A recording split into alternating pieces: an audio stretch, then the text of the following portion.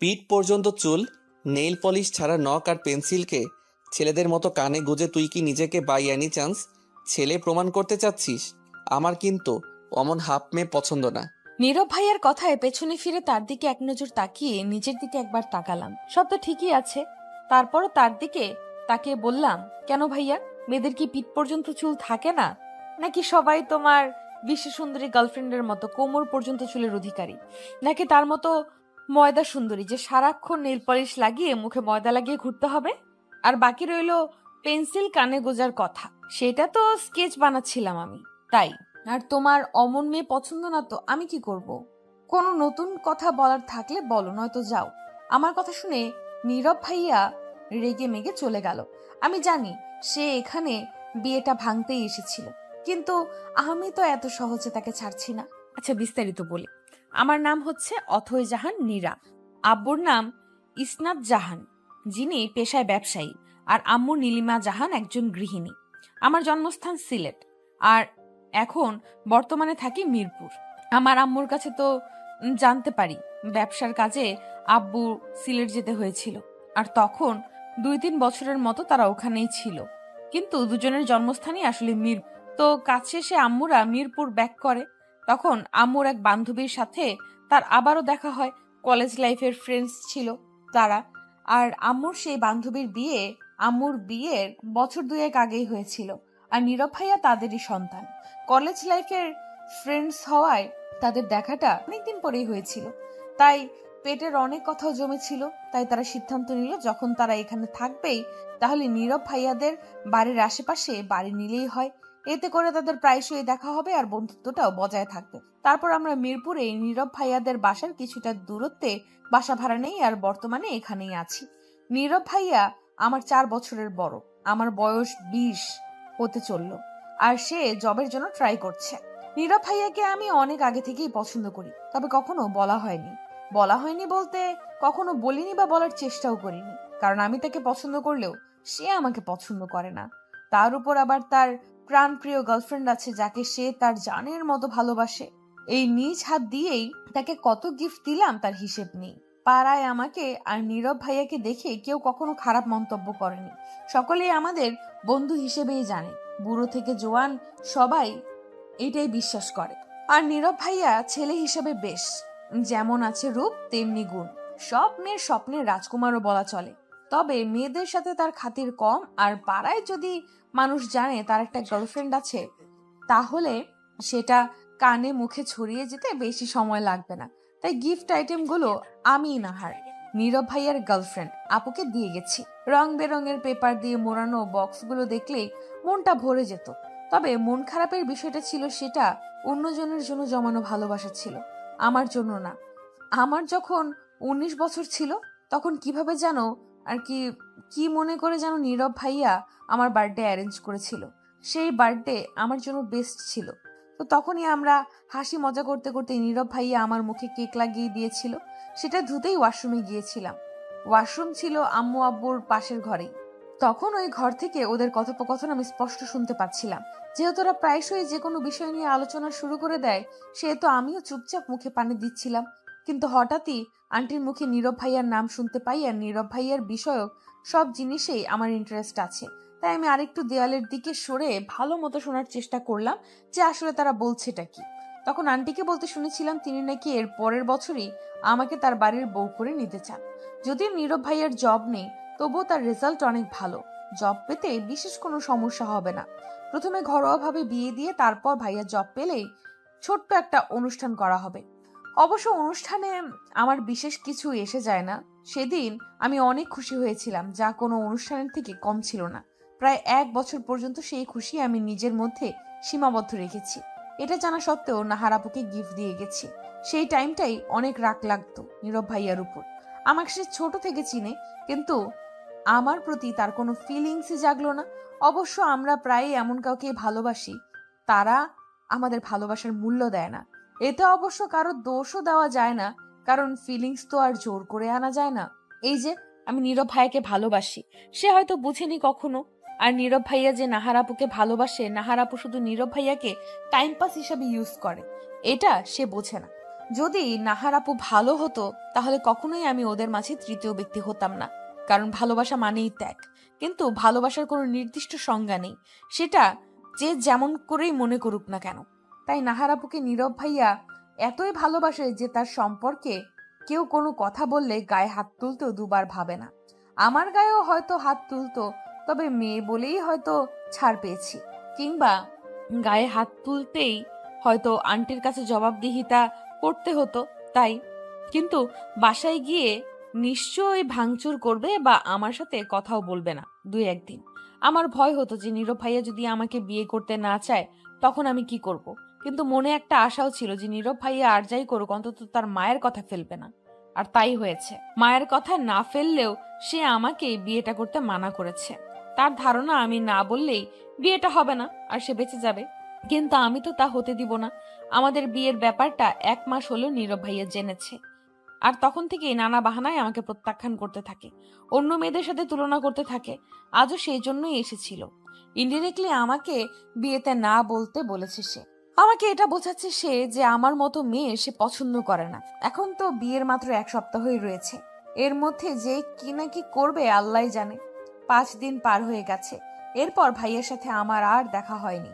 কলও করেছিলাম কিন্তু রিসিভ করেনি। করবেই বা কেন? আমি যে এখন তার কাছে জল্লাদের মতো, যে তার ভালোবাসা তার কাছ থেকে ছিনিয়ে নিচ্ছে।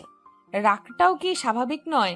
আজ অনেক অস্থির অস্থির লাগছে, তাই ওদের বাসায় যাব ঠিক করলাম। আম্মু কখনোই আমাকে ভাইয়াদের বাসায় যেতে মানা করেনি, আজও করলো না। তবে জলদি ফিরতে বলল, কেনাকাটা করতে হবে নাকি। বিষয়টা আমার কাছে সব সময়ের মতোই বিরক্তিকর। আজ 5 মিনিটের রাস্তাও কেমন জানি পার হচ্ছে না। ভয় হচ্ছে এটা ভেবে যে আমাকে দেখে তার রিয়াকশনটা কি হবে। যদি উল্টাপাল্টা কিছু আচরণ করে। বাসায় গিয়ে বেল 2বার দিতে নীরব ভাইয়া এসে খুলে দিল। তার চোখ মুখ কেমন যেন শুকিয়ে গিয়েছে, দেখে খারাপ লাগলো। তবে আমি তাকে হারাতে চাই না। জানি বিষয়টা স্বার্থপরের মতো, তবুও আমি তাকে হারাতে চাই না। আমাকে দেখেই ভাইয়া আবার দরজা লাগাতে নিতেই আমি দরজায় হাত দিয়ে ফেললাম। তাই ও দরজা লাগাতে পারলো না, কিন্তু আমাকে রেখেই নিজের ঘরের দিকে চলে গেল। আমি তাড়াতাড়ি দরজাটা লাগিয়ে তার পেছন পেছন এসে তার ঘরে চলে এলাম। সে বিছানায় চোখ বন্ধ করে বসলো। আমি কি বলবো বুঝলাম না, কিন্তু কথা তো শুরু করতেই হবে। আন্টি কই? শপিং গেছে। ও, তোমার মুখ এমন দেখাচ্ছে কেন? কাটা ঘায়ে নুনে ছিটা দিবি না একদম। তুই জানিস না কার জন্য আর কি কারণে আমার এই অবস্থা। ভাইয়া তুমি কেন আমার সাথে এমন করছো? ভাইয়া বলবি না একদম। সম্পর্কগুলো লজ্জা পাবে। তোকে তো বন্ধুর চোখে দেখতাম আমি, আর সেই তুই আমার পিঠে ছুরি বসালি। জানতিস না তুই আমি নাহারকে কতটা চাই।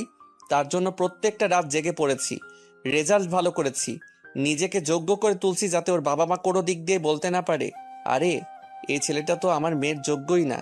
বাট অ্যাট লাস্ট তুই কি করলি? বিশ্বাস করো, নাহার আপু তোমাকে ভালোবাসে না।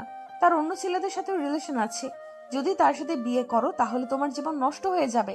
আমার সম্পূর্ণ কথা শেষ হওয়ার আগে নীরব ভাই আমার গালে চড় বসিয়ে দিল। ওই যে বলেছিলাম না, নাহার আপুর ব্যাপারে কেউ বললে গায়ে হাত তুলতেও দুবার ভাববে না বা ভাবে না, সেটাই।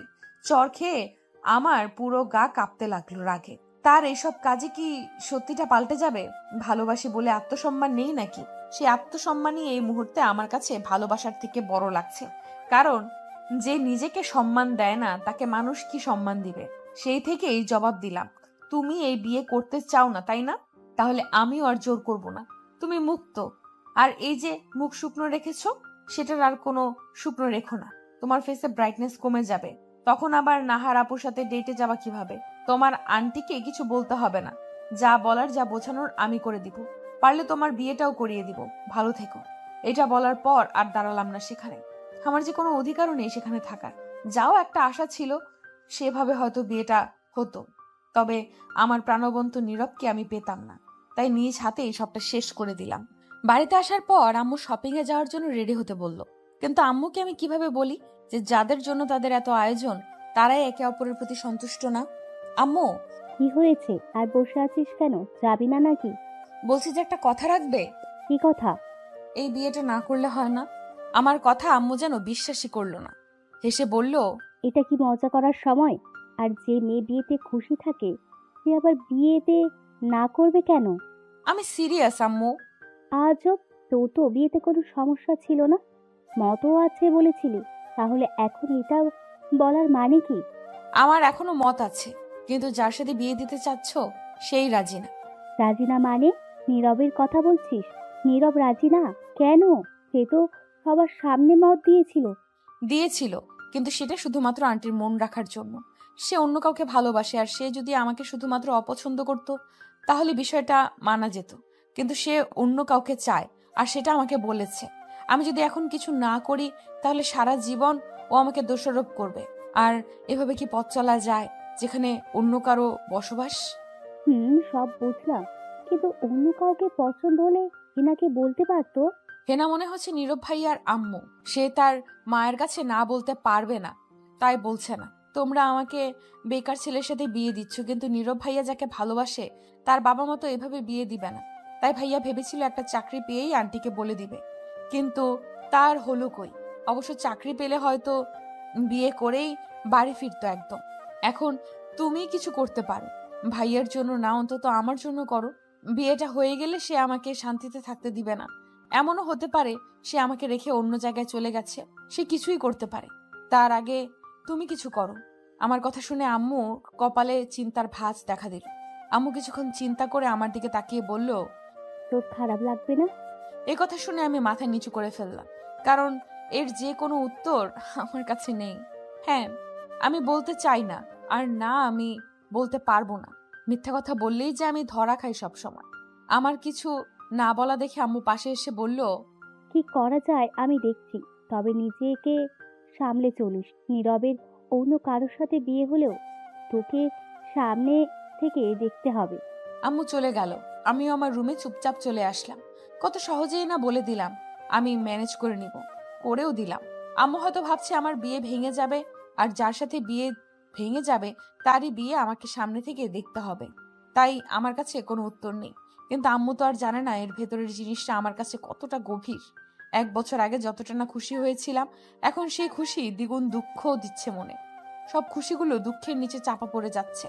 তবে এর পরের দিনগুলো আমার জন্য কেমন হবে তা আমার জানা নেই। সেই দিন বিকেলেই আন্টি আমাদের বাসায় আসলো।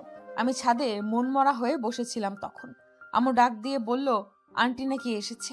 আমি জানি এখন আন্টি আমাকে নানা প্রশ্ন করবে, জানতে চাইবে সত্যটা। আমাকে সাজিয়ে গুছিয়ে আন্টিকে সবটা বোঝাতে হবে। নিজেকে যথাসম্ভব শক্ত রাখতে হবে। নিচে গিয়ে দেখলাম আন্টি একপাশে চিন্তায় ডুবে আছে। হয়তো ভাবছে তার ছেলের মধ্যে এমন কি খামতি আছে যে আমি তাকে বিয়ে করতে না করেছি। আমি গিয়ে স্বাভাবিকভাবেই আন্টির পাশে বসে বললাম, কি খবর আন্টি? হঠাৎ এমন সময়? আন্টি যেন ভূত দেখার মতো আমার দিকে তাকালো। তিনি হয়তো ভাবছেন আমি হয়তো স্বাভাবিক আছি কি করে। আন্টি নিজেকে সংযত রেখে বলল, নীরবকে কি তোর ভালো লাগে না? যা মনে করেছিলাম ঠিক তাই। আন্টি সেসব বিষয় নিয়েই আমার সাথে কথা বলতে এসেছে। আমি বললাম, ভালো না লাগার কি আছে? তোমার ছেলে তো হাজারে একটার মতো। তা হঠাৎ এগুলো কেন জিজ্ঞেস করছো? কথা কাটাচ্ছিস? মানে? তুই আমাকে সরাসরি বল, সমস্যাটা কি? সবাই তো রাজি ছিলি, তাহলে হঠাৎ এই সিদ্ধান্ত নেওয়ার মানে কি? আমি অসহায় চোখে আম্মুর দিকে তাকালাম। আম্মু আমাকে চোখ দিয়ে আশ্বস্ত করে সব সত্যি বলতে বলল। আমি মনে সাহস জুগিয়ে বলা শুরু করলাম, আন্টি তুমি চাও না তোমার ছেলে ভালো থাকুক? তার ভালো থাকা এখানে আসছে কেন? তুমি শুধু আমার প্রশ্নের উত্তর দাও, তাহলেই সব প্রশ্নের উত্তর পেয়ে যাবে। আন্টি বিরক্ত চোখে বলল, সে আমার ছেলে, আমার সন্তান, তার ভালো থাকা আমি চাইবো না কেন? আর চাই বলেই তো তোর সাথে বিয়ে দিতে চাচ্ছি, যাতে করে সে তার জীবনে আরো সুখী হতে পারে। তুমি কি একবারও তার বিয়েতে মত জানতে চেয়েছো? তোদের সামনেই তো মত দিল। সেটা শুধুমাত্র তোমার মন রাখার জন্য। সে অন্য কাউকে চায়, সেটা সে তোমার মুখের ওপর বলতে পারবে না, কারণ তুমি আমি সবাই জানি সে তার পছন্দের মেয়ের চেয়ে তোমায় বেশি ভালোবাসে। আর আমাকে যে সে পছন্দ করে না সেটা সে ব্যবহারের মাধ্যমে প্রতিনিয়ত প্রকাশ করে যাচ্ছে। তোমার কথায় হয়তো সে বিয়ে করে নিবে, কিন্তু সুখী হতে পারবে না। তাই বলছি, একবার তোমার ছেলের কথা ভাবো, তার পছন্দকে একবার দেখো। কিন্তু কোনো কিন্তু না, তুমি এই বিয়েটা ভেঙে দাও। ভাগ্যে থাকলে তো সেটা তুমি আমি রোধ করতে পারবো না, তাই না? তাহলে হয়তো নিয়তি চায় না বিয়েটা হোক। আর যদি কোনোদিন নীরব ভাইয়া চায় আমাকে মন থেকে বিয়ে করতে, তাহলে সেদিন আমি আর দ্বিতীয়বার ভাববো না। এটাই কি তাহলে তোর শেষ কথা? ধরে নাও এটাই আমার তোমার কাছে শেষ আবদার, তাহলে তাই হোক। আন্টি, হুম। আরেকটা কথা, বিয়ে নিয়ে বাসায় তুমি আর কথা উঠাবা না, কোনো কথা উঠাবা না। তাকে নিজের মতো থাকতে দাও। যদি সে নিজ থেকে কিছু জিজ্ঞেস করে তাহলে শুধু ছোট্ট করে উত্তর দিও। জানি না ভাগ্যে কি আছে, আল্লাহ করে যেন নীরব সময়ে থাকতে সব বুঝতে পারে। তোর জায়গায় অন্য কাউকে থাকলে হয়তো এরকম ত্যাগ দিত না। যাই হোক, খেয়াল রাখিস। আর বিয়ে ভেঙেছে বলে আমাদের বাড়ি আসা বন্ধ করবি না যেন। তুমি কি মনে করেছো এই হালকা একটা কারণে আমি আমাদের সম্পর্ক নষ্ট হতে দিব? আন্টি হালকা হাসলো। আমিও সৌজন্যমূলক একটা হাসি দিলাম। তবে এই হাসির পেছনের দুঃখটা কেউই দেখলো না। বিয়ে যেহেতু হচ্ছে না তাই আমি আমার পড়ালেখা কন্টিনিউ করলাম। ভেবেছিলাম বিয়ের পর আর পড়বো না, কারণ নিজের বাসায় পড়া আর অন্যের বাসায় পড়া থাকা একই ব্যাপার না। তারা যতই আমাকে ভালোবাসুক, আমার পড়াশোনা নিয়ে তাদের সমস্যা না থাকলেও পাড়াপড়শি ঠিকই বিষয়টাকে ভালো চোখে দেখবে না আর নানা কথা আন্টিকে লাগাবে। তখন আমাদের সম্পর্কটা আগের মতো স্বাভাবিক থাকবে না। পড়াশোনা করতে গেলেও নীরব ভাইয়ের চেহারা চোখের সামনে ভেসে উঠবে। ছোটবেলা থেকে চেয়ে এসেছি জীবনে এমন কেউ আসবে যে আমাকে তার চোখের মনি করে রাখবে, ভালোবাসবে। নীরব ভাইয়াকে দেখে আমার এমনই মনে হয়েছিল। তাকে সব সময় চাইতাম, কিন্তু ভাগ্য বলেও যে কিছু হয় সেটা হয়তো ভুলে গিয়েছিলাম। ভাগ্য হয়তো চায় না আমার আর তার মিলন হোক। এই 2 দিন অনেক টেনশনে পার হয়েছে নীরবে। নাহারকে হারিয়ে ফেলার ভয় তাকে কুরে কুরে খেয়েছে।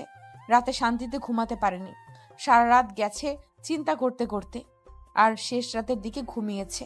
কিন্তু অবাক করার বিষয় হলো এই 2 দিনে মা একবারও বিয়ে নিয়ে একটি কথাও বলেনি। নীরবও একবারই কিছু জিজ্ঞেস করেনি। তবে আজই যদি বিয়ে হয়, তাই খাওয়ার টেবিলে বসে কৌতূহল দমিয়ে রাখতে না পেরে নীরব জিজ্ঞেস করেই ফেললো, মা, বিয়ের কি খবর? আন্টি একবার নীরবের দিকে তাকিয়ে প্লেটে ভাজি ওঠাতে ওঠাতে বললেন, কার বিয়ে? নীরব মায়ের ব্যবহার দেখে অবাক হলো। যিনি বিয়ে নিয়ে সবচেয়ে খুশি ছিলেন তিনি জিজ্ঞেস করছেন কার বিয়ে? এখানে কি অন্য কারো বিয়ে নাকি? আমার বিয়ে? ও মা, তোর বিয়ে তো এখনো ঠিক করিনি বাবা। যখন তোর কাউকে পছন্দ হবে তখন বলিস। আগে একটা চাকরি তো নে। কেন, অথয়ের সাথে বিয়েটা হচ্ছে না? অবাক হয়ে বলল নীরব। নীরবের কথা শুনে তিনি নীরবের দিকে এক নজর তাকিয়ে একটা দীর্ঘশ্বাস ফেলে বললেন, তোর তো তাকে পছন্দ নয়, তাই না? তাই তোর ভালো কথা ভেবে সে বিয়েটা ভেঙে দিয়েছে। আশা করি বুঝতে পেরেছিস। এবার জলদি খাওয়া শেষ কর। এখন 8টা বাজে, 10টার দিকে তো আবার তোর ইন্টারভিউ আছে। মায়ের কথা শুনে নীরবের মনে পড়ল তার ইন্টারভিউ আছে। এই 3-4টা দিনের টেনশনের মধ্যে তার কিছুই মনে ছিল না, আর না কিছু পড়েছে।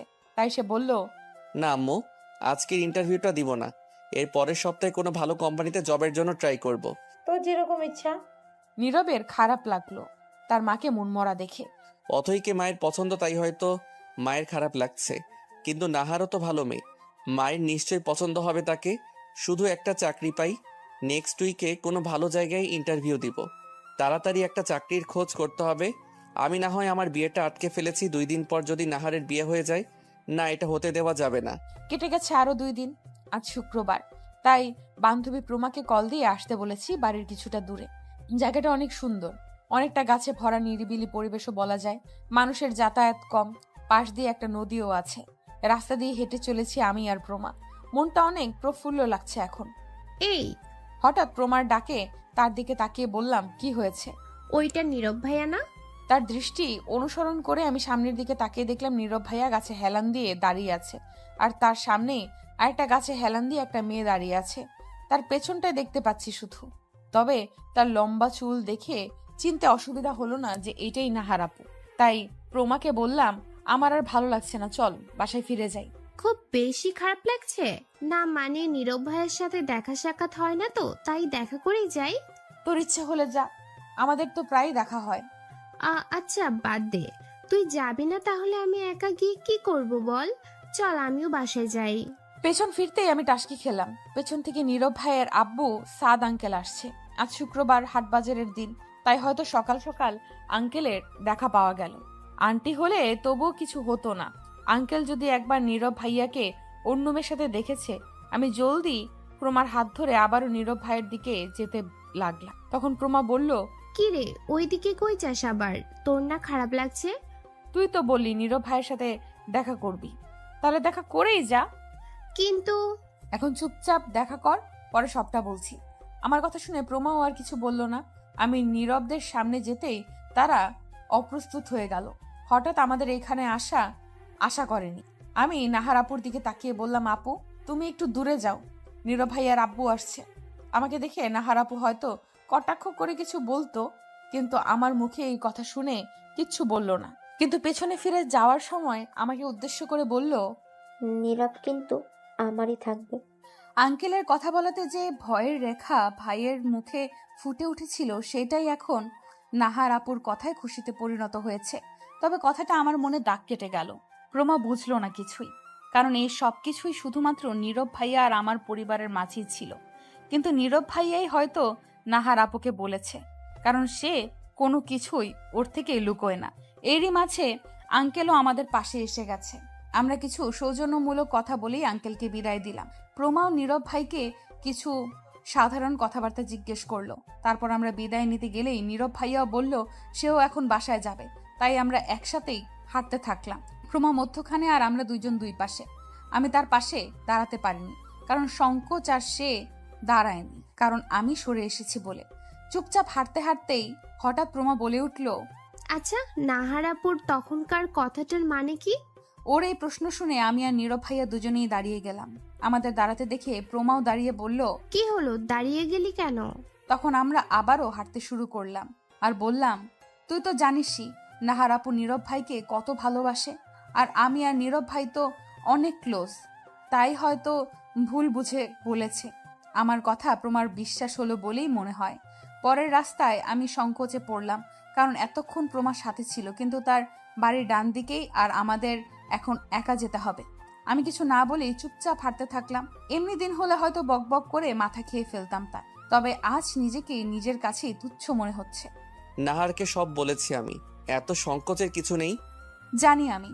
জানিস মানে? তার থেকে তো তুমি কিছু লুকিয়ে রাখো না, তাই জানি। তাহলে এত সংকোচ কিসের? একটা মেয়ের পছন্দের মানুষের সাথে বিয়ে ঠিক হওয়ার পর বিয়ে ভাঙলে সে নিশ্চয়ই আনন্দে আত্মহারা হয়ে থাকবে না। না পাওয়ার চেয়ে পেয়ে হারানোর দুঃখটা বেশি লাগে। তবে সেই শোকে যে তোমার বিয়েতে আসবো না সেটা কিন্তু মনে করো না। অবশ্যই আসবো, আর নিজ হাতে সবটা করব। আমার কথার বিপরীতে নীরব ভাইয়ার কিচ্ছু বলল না। বাড়ি ফিরেই গোসল করলাম। নীরব ভাইয়া আর আমার বিয়ের খুশিতে যে পেন্টিংটা করছিলাম সেটাও বাকি থেকে গেছে। তো কি হয়েছে, বিয়ে না হোক, সেটা তো আমি কমপ্লিট করেই ছাড়বো। তাই সমস্ত সরঞ্জাম নিয়ে ব্যালকনিতে এসে বসলাম। আম্মু এখানে সাধারণত আসে না, তাই এটা শেষ হলে এখানেই রেখে দিব। মন খারাপ হলেও এখানে এসে এটা দেখ। অন্যদিকে নীরব মন দিয়ে প্রিপারেশন নিচ্ছে। তার চাচা একটা ভালো জায়গায় ইন্টারভিউ দেওয়ার ব্যবস্থা করে দিয়েছে। যদিও জব সাইটগুলো থেকে সে প্রতিনিয়ত এগুলো খবর নিতেই থাকে। তার মন মতো সরকারি চাকরির পরীক্ষা এটা। একবার টিকে গেলেই নাহারকে প্রথমে জানাবো, তারপর সে কত খুশি হবে। 25 থেকে 26 বারের মতো নীরবকে ফোন দিয়েও নাহার পাচ্ছে না। মেজাজ গরম হয়ে গেছে তার একেবারে। নীরবের সাথে একবার দেখা করা উচিত, না হলে পরে ঝামেলা করবে। কিন্তু ফোন দিয়ে কি নীরবকে পাওয়া যায়? সে একদম মন দিয়ে পড়তে ব্যস্ত। যদিও নাহার ছাড়া তেমন কেউ নীরবকে ফোন দেয় না, তবুও সে ঠিক করেছে চাকরি হয়ে গেলে নাহারের সাথে মন খুলে কথা বলবে সে। তার মন বলছে চাকরিটা এবার হয়েই যাবে। পরের দিন সব কাগজপত্র গুছিয়ে মাকে সালাম করে নীরব বেরিয়ে গেল। এর আগে কয়েকটা ইন্টারভিউ সে দিয়েছে, তাই তেমন একটা নার্ভাসনেস তার মধ্যে কাজ করছে না। প্রিপারেশনও ঠিকঠাক আছে, শুধু কনফিডেন্স থাকতে হবে। 5 মিনিট পর অফিসে এসে পৌঁছালো সে। সরকারি অফিসগুলো বুঝি এমনই হয় প্রত্যেকটা, তাই হবে। নয়তো কি সরকারি কর্মচারীদের বাড়ি এমনি এমনি বড় বড় হয়? রিক্সা ভাড়া মিটিয়ে ইন্টারভিউ রুমের দিকে এগোলো সে। প্রায় সবাই নার্ভাস, কেউ বা বইয়ে মুখ গুজে আছে। আচ্ছা, এরা কি জানে না পরীক্ষার আধা ঘন্টা আগে থেকে ব্রেনকে রেস্ট দিতে হয়? পড়াগুলো মাথায় সব ইনপুট হয়, জানবেই বা কিভাবে? এরা তো ফার্স্ট বেঞ্চের ছিল, সারাক্ষণ শুধু বই কিভাবে যে ঢুকে থাকে। একটুও ক্লান্তি বা বিরক্তি লাগে না? দেখতে দেখতে নীরবের ডাক পড়লো। নীরব সব প্রশ্নের উত্তর সহজেই দিয়ে দিল। তার কনফিডেন্স দেখে তারাও নীরবকে জব দিয়ে দিল, আর 2-1 দিনের মধ্যে জয়েন হতে বলল। নীরব বলল থ্যাংক ইউ স্যার বলে বেরিয়ে এলো ঠিকই, কিন্তু তার নাচতে ইচ্ছে করছে এখন। ইন্টারভিউ রুম থেকে বেরিয়ে তার পকেট থেকে ফোন বের করে সুইচ অন করে দেখতে পেল নাহারের অনেকগুলো কল। দেখেই সে মুচকে হাসলো। তারপর নাহারকে কল করলো সে।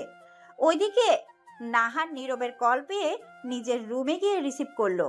বাসা অনেক মানুষ তো, কেউ কিছু শুনে ফেললে তো সমস্যা। হ্যালো নাহার, বলছি যে এখনই আমার সাথে দেখা করতে পারবা? নাহারেরও যেহেতু নীরবের সাথে দেখা করার প্রয়োজন ছিল, তাই সেও দ্বিমত পোষণ করলো না, শুধু বলল, কোথায় দেখা করতে হবে? এখানে চলে আসো, তোমার বাসারও পাশে হবে। বোঝাতেই নীরব বলল, তোমার জন্য সারপ্রাইজ আছে। কিন্তু তোমার আর ফালতু সারপ্রাইজ আমার দরকার নেই। এর আগেও সারপ্রাইজ বললে নীরব শুধু গিফট দিত, কিন্তু এবার সে সত্যিই বড় একটা সারপ্রাইজ আছে। ওর মনে হলো নীরব হয়তো কোনো ফালতু গিফটে এনেছে। এভাবে বলছো কেন? আচ্ছা ফোন অফ ছিল তাই? আচ্ছা রাগ করো না, আমার গিফট, এই তোমার সব রাগ ঠান্ডা হয়ে যাবে। বললাম তো, তোমার কোনো ফালতু গিফট আমার দরকার নেই। এভাবে বলছো কেন, আর কারণ কি? কারণ আমি এই রিলেশনটা আর কন্টিনিউ করতে পারছি না। কথাটা শুনে নীরবের কি বলা উচিত সে বুঝলো না, তবুও কোনো রকম বলল, কারণটা কি জানতে পারি? অবশ্যই, তার জন্যই তো কাল থেকে ফোন করেও তোমাকে পাই না। সে যাই হোক, আমার বিয়ে ঠিক হয়ে গেছে, ছেলে সরকারি চাকরি করে, আর সেখানে তো তুমি একটা বেকার, আর এরকম রিলেশনের কোনো ভবিষ্যৎ নেই। কিন্তু তুমি তো অথৈকে কালকেই বললে আমি শুধু তোমারই থাকবো, তাহলে তুমি অন্য কারো হয়ে যাচ্ছ কেন? কারণ তখন আমি বুঝিনি। আচ্ছা, বিয়েটা তুমি ভাঙার চেষ্টা করনি? পাগল হয়েছি আমি? এত ভালো একটা ছেলেকে আমার ফ্যামিলি হাতছাড়া করবে নাকি? সেটা তো বোকামি হবে। তাহলে আমাদের ভালোবাসা? কিসের ভালোবাসার কথা বলছো, যেটা কখনো ছিলই না? শোনো, আমি একমাত্র সাজিদকেই ভালোবাসি, যার সাথে আমার বিয়ে ঠিক হয়েছে। সময় পেলে একদিন দেখা করিয়ে দিব, আর দাওয়াত দিতে ভুলবো না। চিন্তা করো না, আর বিয়েতে কোনো প্রকার ব্যাঘাত ঘটানোর চেষ্টা করো না। আচ্ছা করব না। নাহার ঘুরে চলে যাচ্ছে, আর নীরবে চিৎকার করে বলতে চাইছে, আমিও চাকরি পেয়েছি, চাকরির দোহাই দিয়ে হলেও আমার হয়ে থেকো। কিন্তু সে বলবে না, কারণ সে নাহারের আসল চেহারাটা দেখে ফেলেছে, যা শুধু টাকাতেই ভালোবাসে। এখন যদি নাহার ওকে বিয়ে করতে রাজিও হয়, তবুও তাকে নয়, কিংবা তার জন্যও নয়, তার টাকার জন্য করবে। এখন অথয়ের বলা প্রত্যেকটা কথা তার মনে পড়ছে। সে নাহারের বিরুদ্ধে বলেছিল বলে তাকে এই নিজ হাতে চড় মেরেছি। আমার খারাপ হবে ভেবে সে নাহারকে দূরে করার চেষ্টা করছিল, কিন্তু আমি অথৈকে প্রত্যাখ্যান করেছি। আমি তার ভালোবাসা, তার ফিলিংস আমার জন্য সত্য ছিল, সেগুলোকে প্রত্যাখ্যান করেছি আমি। হীরাকে কাজ ভেবে ভুল করেছি আমি। মাকে কি জবাব দিব আমি? এত এত ভুলের মাঝে কার কাছ থেকে ক্ষমা পাবো আমি? এগুলোর একটাই সমাধান, হ্যাঁ সেটাই করব আমি। আর একটু রিক্সা ডেকে বাড়ির পথে রওনা হলো নীরব। কলিং বেল বাজাতেই নীলিমা জাহান গিয়ে দরজা খুলে দিলেন। এই সময় নীরবকে দেখে তিনি অবাকই হলেন, তবুও বললেন, এই সময় নীরব, কোনো কাজ ছিল নাকি? অথৈ কোথায়? হঠাৎ অথয়ের কথা? আন্টি প্লিজ বলো। ও তো ছাদে আছে। আচ্ছা। বলেই নীরব ছাদের দিকে গেল। নীলিমা শুধু নীরবের কার্যকলাপ দেখলেন, চোখ মুখ কেমন বিধ্বস্ত লাগছে তার। তাহলে কি সে নিজের ভুল বুঝতে পারলো ভেবে মুচকি হাসলেন নীলিমা। ছাদে বসে দূরের পানে চেয়েছিলাম আমি। ঘরের চার দেয়ালে বন্দি থাকার চেয়ে ছাদে খোলা আকাশের নিচে মৃদু বাতাসও ঢের ভালো। হঠাৎই পায়ের আওয়াজে পেছন ফিরেই নীরব ভাইকে দেখে অবাক হলাম। সে অনেক তাড়াতাড়ি আমার কাছে এসে বলল, অথৈ, একটা প্রশ্নের উত্তর দিবি? হঠাৎ এসে এই প্রশ্ন শুনে কেমন যেন লাগছে, তবুও বললাম, বলো। আমার যে চাকরি নাই, তবু তুই কেন বিয়ে করতে রাজি হলি? চাকরি তো বাচ্চার হাতের মোয়া না যে চাইলেই পাওয়া যাবে, আর এমনও না যে তুমি কোনোদিন চাকরি পাবা না। আর আমি কি সার যে সব খেয়ে ফেলবো? আর আমি একটা দীর্ঘশ্বাস ফেলে বললাম, সেটা তো জানোই। অথৈ, আমি তোর কাছে কিছু চাইলে দিবি? তোমার জন্য তো আমি নিজেকেই বিলিয়ে দিতে রাজি, সেখানে কিছু চাইলে দিতে পারবো না? বলো কি চাও? তোকে বিয়ে করতে চাই। ভাইয়ার কথার আগামাথা কিছুই বুঝতে পারলাম না। হঠাৎ কেন এ কথা বলছে তাও আমার অজানা। যে ছেলে বিয়ে করবে না বলে 1 মাস ধরে মাথা খারাপ করে দিচ্ছিল, নানা বাহানায় আমাকে বোঝাচ্ছিল সে আমাকে চায় না, আজ সেই আমাকে বিয়ে করতে চায়। এর নিশ্চয়ই কোনো না কোনো বড় কারণ আছে। বড় কোনো কারণ না থাকলে এত বড় সিদ্ধান্তও নেওয়া যায় না। তাহলে কি নাহার আপুর সাথে কিছু হয়েছে? হলেও কি এত বড় সিদ্ধান্ত নিত? আমি চট করে প্রশ্ন করলাম, নাহার আপুর সাথে কিছু হয়েছে তোমার? হলে মিটমাট করে নাও, এভাবে বাচ্চাদের মতো সিদ্ধান্ত নিচ্ছ কেন? আমার কথায় নীরব ভাইয়ার ফ্যাকাশে মুখটা আরো ফ্যাকাশে হয়ে গেল। তারপর ভাইয়া বলল, ঠিক ধরেছিস, নাহারের সাথে ঝামেলা হয়েছে আমার। তবে যা সিদ্ধান্ত নিয়েছি তা বাচ্চাদের মতো নয়। আর নাহার না কোনো বাচ্চাদের মতো ক্ষমা পাওয়ার কাজ করেছে। কি করেছে? ভাইয়া আমাকে আচমকায় জড়িয়ে ধরে বলল, তোর কথাই ঠিক ছিল অথই। ও আমাকে ঠকিয়েছে। আমি তোকে বিশ্বাস করিনি, তোর ভালোবাসাকে সম্মান করিনি। সবাই যখন নাহারের বিপক্ষে বলতো তখন আমি হাইপার হয়ে যেতাম। একবারও ভাবতাম না যে একজন বা দুইজন হয়তো চাইবে আমরা আলাদা হই। কিন্তু আমার শত্রুগুলো বলতো ও ভালো না, দেখিস তোকে ঠকাবে। আমি বিশ্বাস করতাম না। জানিস, আজ আমি আমার চাকরির খুশিতে ওকে বলতে গেছিলাম, will you marry me? But তার আগেই ও নিজের বিয়ের খবর দিয়ে দিল। ওর ফ্যামিলি থেকে জোর করলে আমি কিছু বলতাম না, বাট ও নিজে রাজি ছিল। একটাবারও বিয়ে আটকানোর চেষ্টা ও করেনি। আর আমাকে কি বলছে জানিস? ওর নাকি সাজিদ নামে আগে থেকে বয়ফ্রেন্ড ছিল, আর ও সরকারি চাকরি করে, আর ও ওকেই বিয়ে করবে। আমি এতটাই স্তব্ধ ছিলাম যে ওকে কিছু বলতেও পারিনি। উল্টে ও আমাকে তার বিয়েতে দাওয়াত করেছে। এর থেকে তো এটাই প্রমাণিত হয় যে ও আমাকে কখনো ভালোই বাসেনি। আমি জানি ও যেই ছেলেকে বিয়ে করবে তার টাকার জন্যই করবে। তারপর ভাইয়া একটু থামলো। আমিও স্তব্ধ হয়ে সবটা শুনলাম। ভালো হয়েছে ভাইয়া ও সত্যিটা নিজ থেকে জানতে পারলো, নয়তো দেরি হয়ে গেলে কি যে হতো। যাক, দেরি হলেও বুঝতে তো পেরেছে। আমি ভাইয়াকে বললাম, তাহলে কি তুমি আমাকে নাহার আপুর বিকল্প হিসেবে চাচ্ছ? ভাইয়া আমার কাছ থেকে সরে দাঁড়িয়ে চোখের পানিটুকু মুছে কিছুক্ষণ চুপ থেকে বলল, কখনোই না। তোর সাথে ওর তুলনা কখনোই হয় না। তুই আমার ব্যাপারে ভেবে আমাকে চেয়েছিস আর ছেড়েও দিয়েছিস, আর ও আমার ব্যাপারে কখনো ভাবেইনি। তুই তোর মতো আর ও ওর মতো। আমি তোকে তোর মতোই চাই। তুমি তো নাহার আপুকে অনেক ভালোবাসো। সে যদি কোনোদিন তোমার কাছে ফিরে আসতে চায়, তাহলে সেই দিন কি আমার তোমার জীবনের শেষ দিন হবে? কখনোই না। ভুলের ক্ষমা হয়, বিশ্বাসঘাতকতার না। আমি কখনো তোমার ভালোবাসা পাবো? চেষ্টা করব। আমার একটা শর্ত আছে। আমার কথা শুনে ভাইয়া প্রশ্নবোধক দৃষ্টিতে তাকিয়ে রইল। তা দেখে আমি বললাম, তুমি আমার হচ্ছিলে না, আমিও কিছু বলছিলাম না, কিন্তু এখন যেহেতু নিজ থেকে আমাকে চাইছো, তাই আমাকে ভালোবাসতে না পারলেও আমি চাই তুমি আমার হয়েই থেকো। আমাকে বিশ্বাস করো তো? করি, আমি রাজি। তারপর ভাইয়া বলল, এবার আমাকে বিয়ে করা যায় তো? আমি মৃদু হেসে জবাব দিলাম, যাই। তাহলে চল। কোথায়? কাজী অফিস। কাজী অফিসে বিয়ে করব? কেন, সমস্যা আছে? না, কিন্তু সবাইকে না জানিয়ে। সবাই তো রাজি ছিলই, আর আমাদের বিয়েটা তো ওরা দিতই। তাহলে তবুও। আম্মুকে সারপ্রাইজ দিব। সেদিন বিয়েতে না করাই আম্মু কষ্ট পেয়েছিল, আর সেই কষ্ট আজ তোকে হঠাৎ বিয়ে করে ঘুচিয়ে দিব।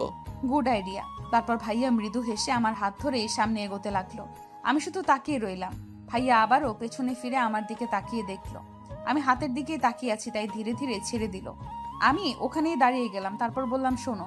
ভাইয়া কিছুটা এগিয়েছিল আমার থেকে। আমি ডাকতেই আমার পাশে এসে বলল, কি হলো? আমি তার হাতটা আমার হাতের মুঠোয় নিয়ে মৃদু হেসে বললাম, এইবার চলো। সেও হাসলো, তবে কিছু বলল না। সিঁড়ি দিয়ে নেমে আমরা আমাদের রুমের সামনে আসতেই আমি বললাম, বাসায় কেন? তোর আম্মুকে জানাতে হবে না? জানাতে কেন হবে? জানাবি না? ভাইয়া অবাক হয়ে বলল, জানাবো, তবে ডিরেক্ট বিয়ের পর। আমিও আম্মুকে সারপ্রাইজ দিব। ভালো হবে না? না, ভালোই। কিন্তু হ্যাঁ, তোমার সাথে এখন বেরোচ্ছি এটা বলে যেতে হবে, নয়তো আমাকে আম্মু খুঁজতে খুঁজতে পাগল হয়ে যাবে। একটা মাত্র সন্তান কিনা। দরজায় কয়েকবার টোকা দিতেই আম্মু খুলে দিল। তারপর আমাদের একসাথে দেখে বলল, কি কথা হলো এত? আমি ভাইয়ের দিকে তাকিয়ে বললাম, তেমন কিছু না, তবে এখন আমি বেরোবো ভাইয়ার সাথে। এই অবেলায় কোথায়? সারপ্রাইজ আছে, যাই। আম্মু কিছুক্ষণ চুপ থেকে বলল, তাড়াতাড়ি আসবি, আর নীরব, ওর খেয়াল রেখো, একা যত তিরিং করে। ভাইয়া বিড়বিড় করে বলল, এখন তো আমাকে সারা জীবনে ওর খেয়াল রাখতে হবে। ভাইয়াদের বাড়ির সামনে দাঁড়িয়ে আছি আমি আর ভাইয়া, ও সরি, আমার নববিবাহিত বর আর আমি। তখন তো বললাম ঠিকই যে সারপ্রাইজ দিব, কিন্তু এখন ভয় লাগছে। আর তার কারণ হচ্ছে, আন্টি যদি নীরবকে কোনো কড়া কথা শুনিয়ে দেয়, তাহলে তো ওর খারাপ লাগবে, আর ওর খারাপ লাগবে মানেই আমার খারাপ লাগবে। বেল চাপতেই আন্টি এসে দরজা খুলে দিল। ওড়নায় মুখ মুছতে মুছতে আমার দিকে তাকালেন, হয়তো রান্না করছিলেন। কিরে, তোরা একসাথে? ব্রু কুচকে জিজ্ঞেস করলো, আন্টি, আমাদের কারোর মুখেই কথা নেই। নীরব বলতে চাইছে কিন্তু পারছে না। আর আমি কি বলবো খুঁজেই পাচ্ছি না। আমাদের চুপ থাকতে দেখে আন্টি আবারও একই প্রশ্ন করলেন। এবার নীরব একদমে বলে দিল, আমরা বিয়ে করেছি আম্মু। কথাটা শুনে আন্টি কিছুক্ষণ আমাদের দুইজনের দিকে তাকিয়ে বললেন, তোরা আর মস্করা করার সময় পেলি না? মানুষ পেলি না নাকি বিষয় পেলি না? আই অ্যাম সিরিয়াস আম্মু। এবার আন্টি আমাদের দিকে এমন করে তাকালেন যেন যায় যায় অবস্থা। তারপর বললেন, তোদের বিয়ে তো এমনিতেও দিচ্ছিলাম, তোরাই তো করলি না, এখন আবার এগুলো কি বলিস? এইবার আমি মুখ খুললাম, আন্টি ঘরে চলো, আমি তোমাকে সব বুঝিয়ে দিচ্ছি। কি বুঝাবি? আরে চলোই না। তারপর আন্টিকে রুমে নিয়ে এলাম। তোরা কি সত্যি বিয়ে করেছিস? হ্যাঁ আন্টি, সত্যি। তাহলে নীরবের প্রেমিকা, ওর কি হলো? নাকি তোদের বিয়ে করার ইচ্ছাই ছিল, শুধু শুধু আমাদের টেনশন দিলি? ওর প্রেমিকা ওকে ঠকিয়েছে। কি মানে? তারপর আন্টিকে আমি সবটা বললাম, এটাও বললাম যে তার ছেলে চাকরি পেয়ে গিয়েছে। সবটা শুনে আন্টি বলল, তাহলে তো নীরব তোকে ওর প্রেমিকা নেই বলে বিয়ে করেছে। সে যদি ফিরে আসে? বিয়ে করার আগে শর্ত দিয়েছিলাম, তার জীবনে আগে যা ছিল তার পরও আমি করি না, কিন্তু তার বর্তমান আর ভবিষ্যৎ জুড়ে যেন আমিই থাকি। সেও সবটা মেনে নিয়েছে। তুমি শুকরিয়া করো, বড় কিছু হওয়ার আগে সে সবটা জানতে পেরেছে। কিন্তু ও যত বিশ্বাসঘাতকতাই করুক, এইটা একটা সময় তোমার ছেলে ওকে ভালোবাসতো, তাই এত তাড়াতাড়ি ও ওকে ভুলতে পারবে না। আর তাই আমাদের ওকে সময় দিতে হবে। আর তুমিও ওকে এ নিয়ে কোনো কথা বলো না। ও যে সবটা ভুলে নতুন করে বাঁচতে চেয়েছে, মুভ অন করতে পেরেছে, এটা কিন্তু সবাই পারে না। ওর কাজের জন্য অনুতপ্ত। আর এটাও ভালো মতো বুঝেছে যে নাহার আপু বিশ্বাসঘাতক, তার কোনো ক্ষমা হয় না। এত ভুলের মাঝেও তুই নীরবকে ক্ষমা করে দিলি? ওকে কিছুদিন শাস্তি দেওয়া উচিত ছিল, তারপর মেনে না। না গো, তখন তো শাকচুন্নি আবার নিয়ে যেত আমার বরকে। একটার থেকে তো আল্লাহ বাঁচিয়েছেন। আর সত্যি বলতে তার চেহারার দিকে তাকিয়ে আমার প্রচুর মায়াও লাগছিল। আর আমি তো তোমাকে বলেছিলাম, যেদিন সে আমাকে মন থেকে বিয়ে করতে চাইবে সেদিন আমি আর দুবার ভাববো না। আর ক্ষমা করা তো মহৎ গুণ। তুমিও ক্ষমা করে দাও আর মেনে নাও আমাদের। যে আমার ছেলের জন্য বিয়ের আগে এতটা ভেবেছে, সেটা তুই, আর তাই তোকে আমার এত ভালো লাগে। আন্টির কথায় আমি মৃদু হাসলাম। তারপর আন্টি বলল, তোর মা জানে এত কাণ্ডের কথা? আমি ঠোঁট উল্টে বললাম, তোমার ছেলে তোমাকে খুশি করার জন্য আমাকে কাজী অফিস গিয়ে বিয়ে করেছে।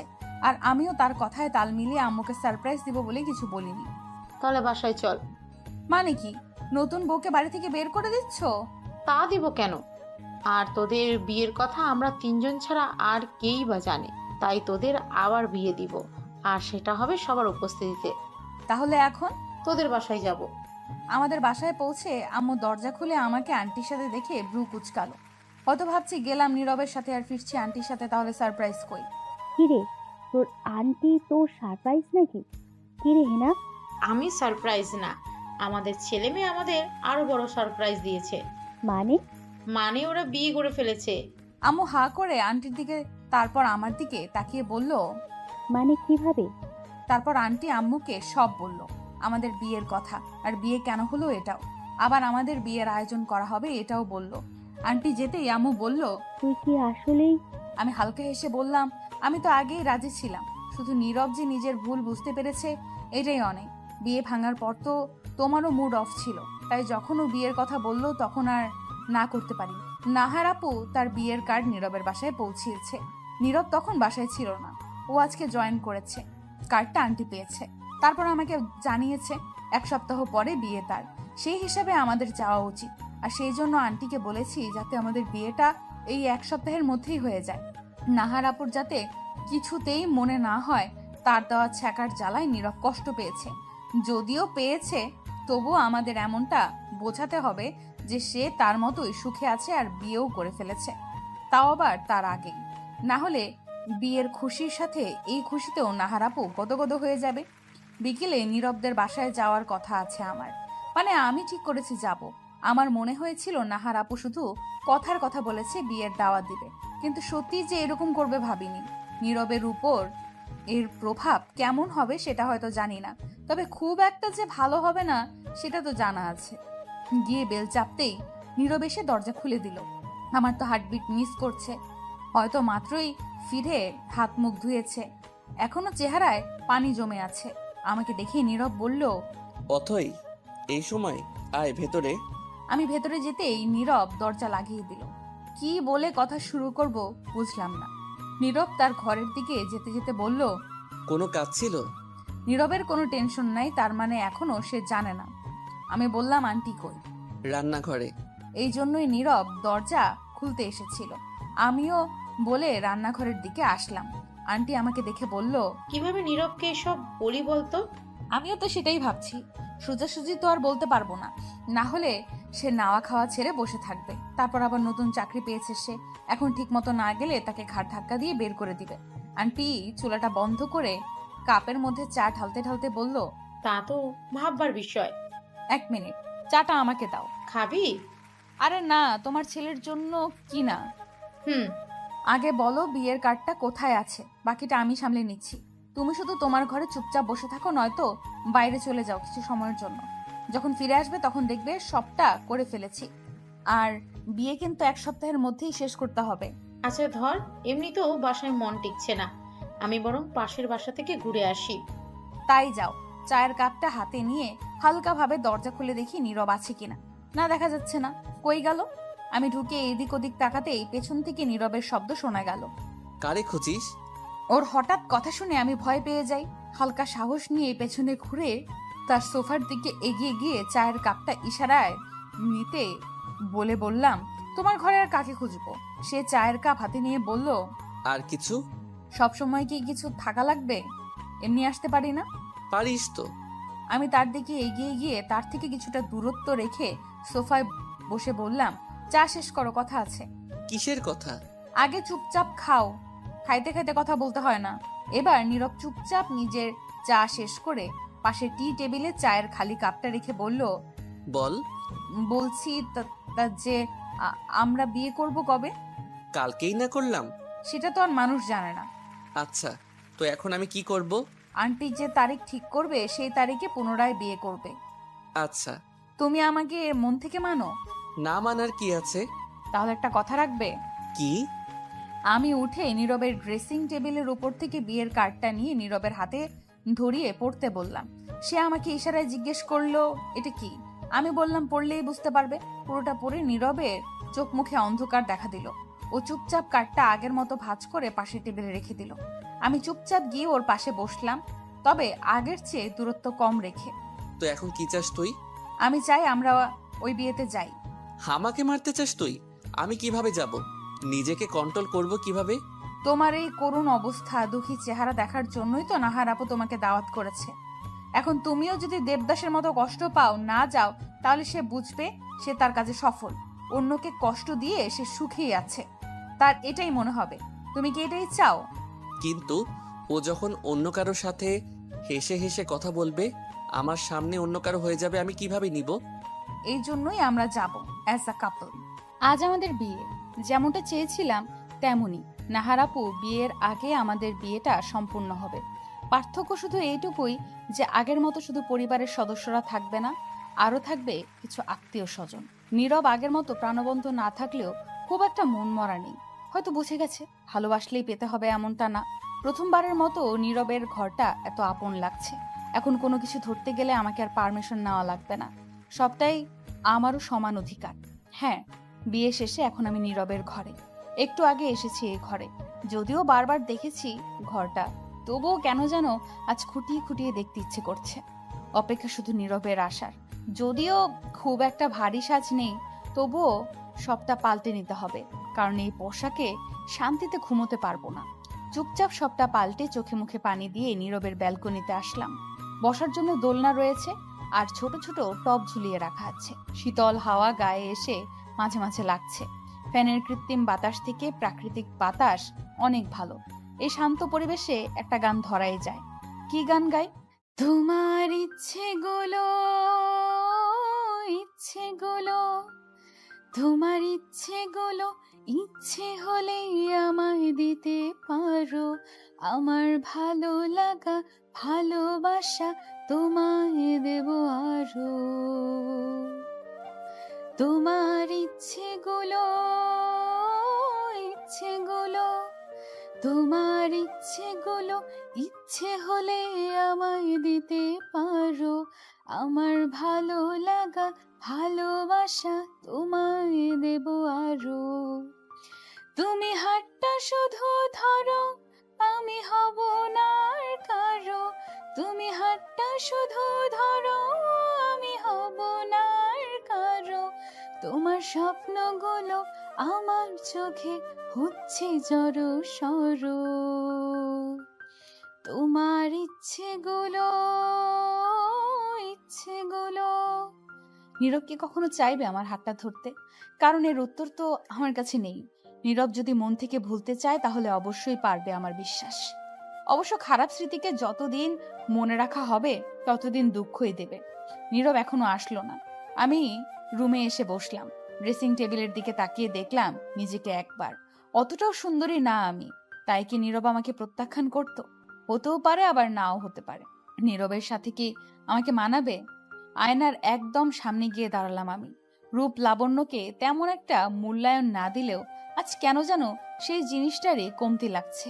এর মাঝে নীরব আসলো। আমি তখনও আয়নায় নিজেকে দেখতে ব্যস্ত। আওয়াজ পেয়ে পেছনে ফিরলাম আমি। নীরবের দিকে এগিয়ে গিয়ে দরজাটা লাগিয়ে তার দিকে তাকিয়ে বললাম, আমি সুন্দর না বলেই তুমি আমাকে প্রত্যাখ্যান করতে, তাই না?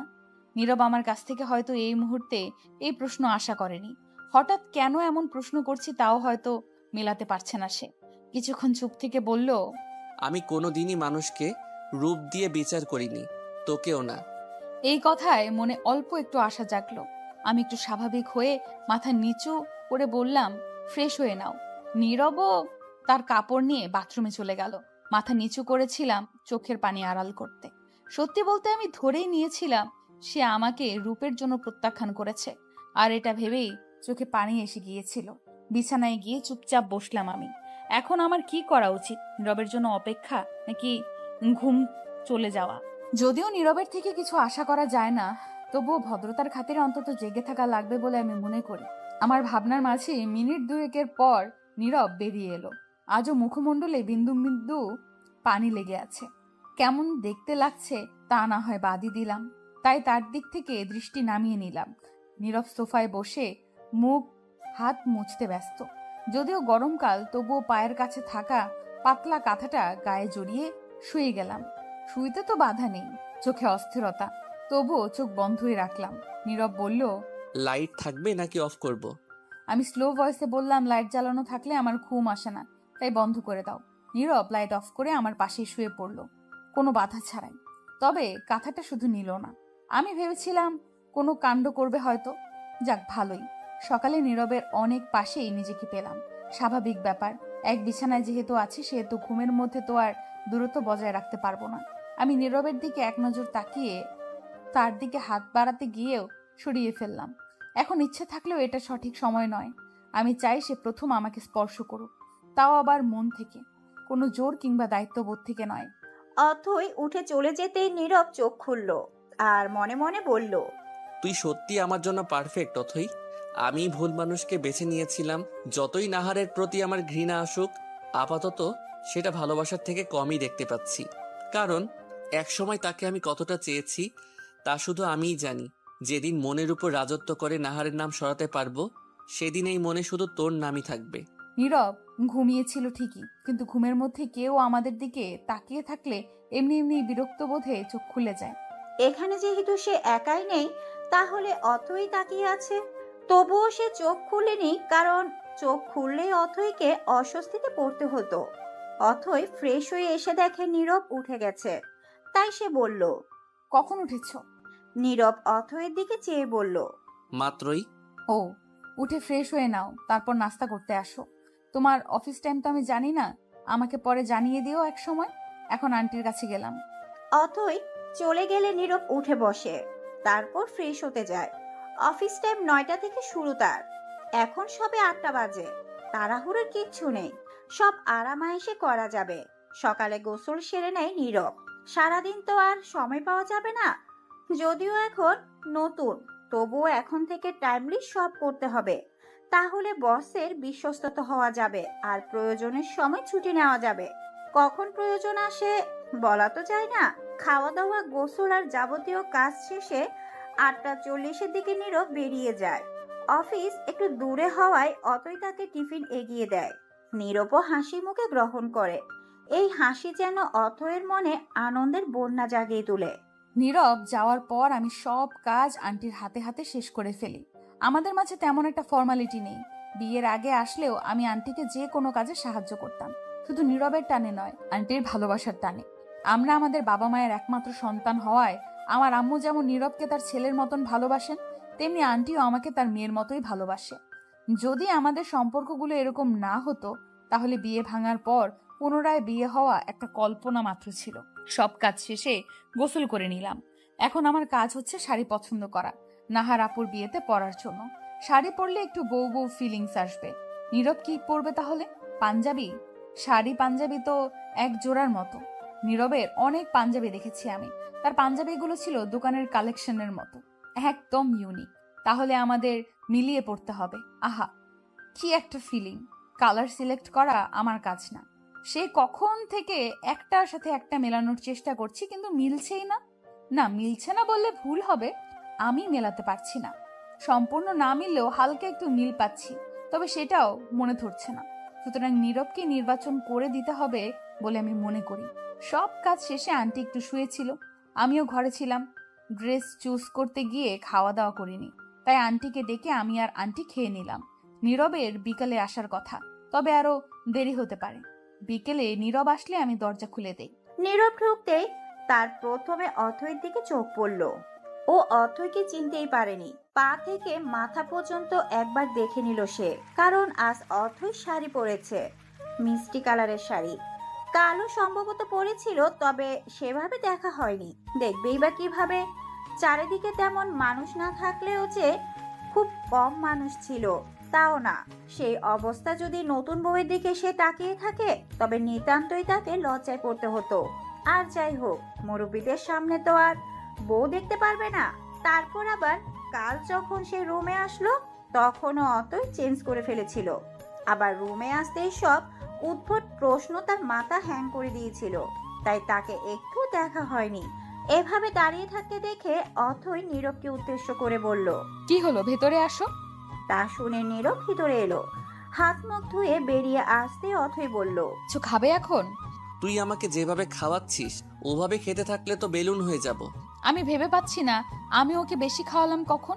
আরে বেশি দূরে থাক, আমি ওকে খাওয়ালামই কখন? আসলামই তো কালকে। আমাকে চুপ থাকতে দেখে নীরব বলল, কি রে চুপ করে গেলি যে? না, ভাবছি তোমাকে কখন খাওয়ালাম। সকালে যে দুপুরের জন্য টিফিন দিলি, অতগুলো তো গরু খায় না। তা শুনে আমি বললাম, ও এক বেলাতেই কাতর হয়ে গেলে তা নিজে খেতে পারো না সেটাই বলো, খামোখা গরুর উপর দোষ দিচ্ছ কেন? অপমান করছিস? অপমান করার মতো কিছু বলেছি? নীরব মুখ বাঁকিয়ে আবারও ঘরে চলে গেল। আমি গেলাম আন্টির কাছে। নীরব কিছু নাই খাইতে পারে, আন্টি তো খাইতেই পারে, কিন্তু কেউই কিছু খাইলো না, তাই আমি রুমে চলে আসলাম। নীরব তখন বলল, আম্মু খেয়েছে দুপুরে? তোমার কি মনে হয় না খাইয়ে রাখছি? নীরব বই পড়ছিল তখন একটা। আমার কথা শুনে আমার দিকে চেয়ে বলল, সহজ একটা কথা জিগাইলাম, সহজ করে উত্তর দিতে পারোস না? না পারি না। যোগরুটে আপনি আগে কে করছে? চুপ করে আমাকে একটু সাহায্য করলে খুশি হতাম। নীরব ব্রু উঁচিয়ে জিজ্ঞেস করলো, কি? আপনার জন্য নীল ড্রেস পছন্দ করছি, কালকে পরবেন? কাল? ও, পড়াই যায়। ঢং এমন মনমরা হয়ে বলছে যেন সব দুঃখ ওনারই। নীরব ভ্রু কুচকে কিছু বলতে নিবে, তার আগেই আমি বললাম, হইছে, এখন আপনার প্রেম কত গাঢ় ছিল, কত ভালোবাসা ছিল, ইউ নিড টাইম, এগুলো বলতে শুরু করে দিবেন না। এমনিতেই মেজাজ খারাপ বলে আমি চলে আসলাম। নীরব অথয়ের কথায় হা হয়ে শুনল পুরাটা। যতগুলো কথাও বলছে তার মধ্যে একটা কথাও আমি মনের মধ্যেও আনিনি। এখন আর ও যা ঝাড়লো, বাপরে বাপ, নাহারকে মনে করার টাইমই পাবো না আমি। অবশ্য মনে করতে চাইও না। যতগুলো কথা ঝেড়ে এলাম ততগুলোর একটাও আমার মনের কথা ছিল না, রাগও ছিল না। শুধু এখন উল্টা কোনো রিয়াকশন না দেখায় তাহলেই হবে। সন্ধ্যা তো হয়ে আসলো, ছাদের দরজা লাগিয়ে আসতে হবে, তারপর হয়তো নাস্তা বানাতে হবে। এই টাইমে নীরবদের বাসায় কোনোদিন আসলে দেখতাম আন্টি নাস্তা বানাচ্ছে। কারণটা নীরব, ও বেশিরভাগ সময় রাতের খাবার খায় না, আন্টি বলেছিল। এখন না খাইয়ে তো রাখতে পারবে না, তাই নাস্তা বানাতো। এখন তো সে চাকরি করে, সারাদিন খাটে, তাহলে নিশ্চয়ই ওর খাওয়ার কথা জিজ্ঞেস করে নিতে হবে, না হলে আবার নাস্তা বানাতে হবে। বানাতে হলে আন্টিকে কিছু করতে দিব না। এখন আমি আছি না, আন্টি কি করছে এখন? ঘুমোচ্ছে হয়তো। যাই হোক, নীরবের কাছে গিয়ে তাকে জিজ্ঞেস করতে হবে। এই যে, কি? নাস্তা খাবেন নাকি রাতের খাবার? যেটা মন চাই বানিয়ে ফেল। হ্যাঁ, আপনি খুব শোনেন তো আমার কথা। বানিয়ে ফেলবো, তারপর আপনি বলবেন মুড নাই, তখন আমি কি করব? আহা, দেখোস না কাজ করি, তার মধ্যে আবার নাস্তা নাস্তা করস কিল্লাই। তো করব না। যখন পছন্দ হবে না খাবার, তখন সারা রাত খিদার জ্বালায় মরবা। ওইটা ভাল লাগবে? নাস্তা কর। ধরো তোমার নাস্তা। আমার কথায় নীরব আমার দিকে ফিরে তাকালো। তুই এত তাড়াতাড়ি কাজ শেষ করে ফেলেছিস? কচু করেছি। কাজের মধ্যে এত কিসের ব্যস্ততা তোমার? 2 ঘন্টা হয়েছে আমার যাওয়া। সব কাজ শেষে তারপর এসেছি, আর বলে তাড়াতাড়ি। ঠিক মতো সময় দেখে বলো। ঘড়ির দিকে তাকিয়ে নীরব আমার দিকে তাকালো। আমার দিকে না তাকিয়ে খাবার শুরু করো, তারপর ঘুমাও। আম্মু, নামাজ শেষে খাবেন। তোমার তো এগুলো খেয়াল থাকে না। কাজের জন্য শুনিনি আজান, তাই বলে তো তুইও ডাক দিসনি। বলে আর দেরি না করে হাত ধুতে গেল। আমিও কিছু বললাম না। সত্যি আমার উচিত ছিল তাকে ডেকে দেওয়া। আমিও অজু করে নামাজ পড়ে নিলাম। নীরব খাওয়া দাওয়া শেষ করে নামাজ পড়তে বসলো। আমি খেয়ে রুমে আসার পর দেখলাম রুম অন্ধকার। লাইট জ্বালিয়ে দেখলাম নীরব ঘুমিয়ে গেছে। ও আজ সত্যিই ক্লান্ত ছিল হয়তো। তার দিকে ফিরে শুয়ে পড়লাম। কতক্ষণ তাকিয়েছিলাম জানি না, ওইভাবেই ঘুমিয়ে গেছি। সকালে নীরবের আগেই ঘুম থেকে উঠলাম। তাকে আর আন্টিকে নামাজের জন্য জাগিয়ে নিজেও নামাজ পড়লাম। নামাজ শেষ করে আন্টি আবারও শুয়ে পড়লেন, আর নীরবও। আমি শুধু নীরবের ব্যালকনিতে এসে দাঁড়ালাম। সকালের আকাশ বাতাস দুইটাই আমার কাছে অধিক প্রিয়। কিছুক্ষণ ওভাবে থাকার পর রান্নার কাজে লেগে পড়লাম। নীরব ঘুমানোর খানিক পরেই জেগে গেছিল। তারপর সেও হাঁটতে বেরিয়েছে। আমার রান্নার মাঝে আন্টিও এসে যোগ দিয়েছেন। নীরব ফিরে আসলে আমরা একসাথে নাস্তা করি। নীরব বেরিয়ে যায় তার কাজে। আজ সে জলদি আসবে, অর্থাৎ হাফ টাইম বলা যায়। আম্মুর সাথে আজ দেখা করতে যাব। আমার কিছু প্রয়োজনীয় জিনিসপত্র বাসায় আছে, সেগুলো নিতে হবে। আন্টিকে বলে বাড়ির উদ্দেশ্যে রওনা দিলাম। যদিও রাস্তাটা লম্বা নয়, তবুও পথিমধ্যে নাহার আপুর দেখা মিলল। যদিও বিষয়টা কাকতালীয়, আমি তাকে এড়িয়ে যেতে চাইলে সে আমার সামনে এসে দাঁড়ালো। এতে আমার বিরক্তি লাগলেও বুঝলাম সে আমাকে কিছু বলতে চায়। সে আমাকে ভালো মন্দ জিজ্ঞেস করার আগেই বলল, তোমার ভাই কোথায়? ওর এই প্রশ্নে আমি রীতিমতো ভেবাচাকা খেয়ে গেলাম।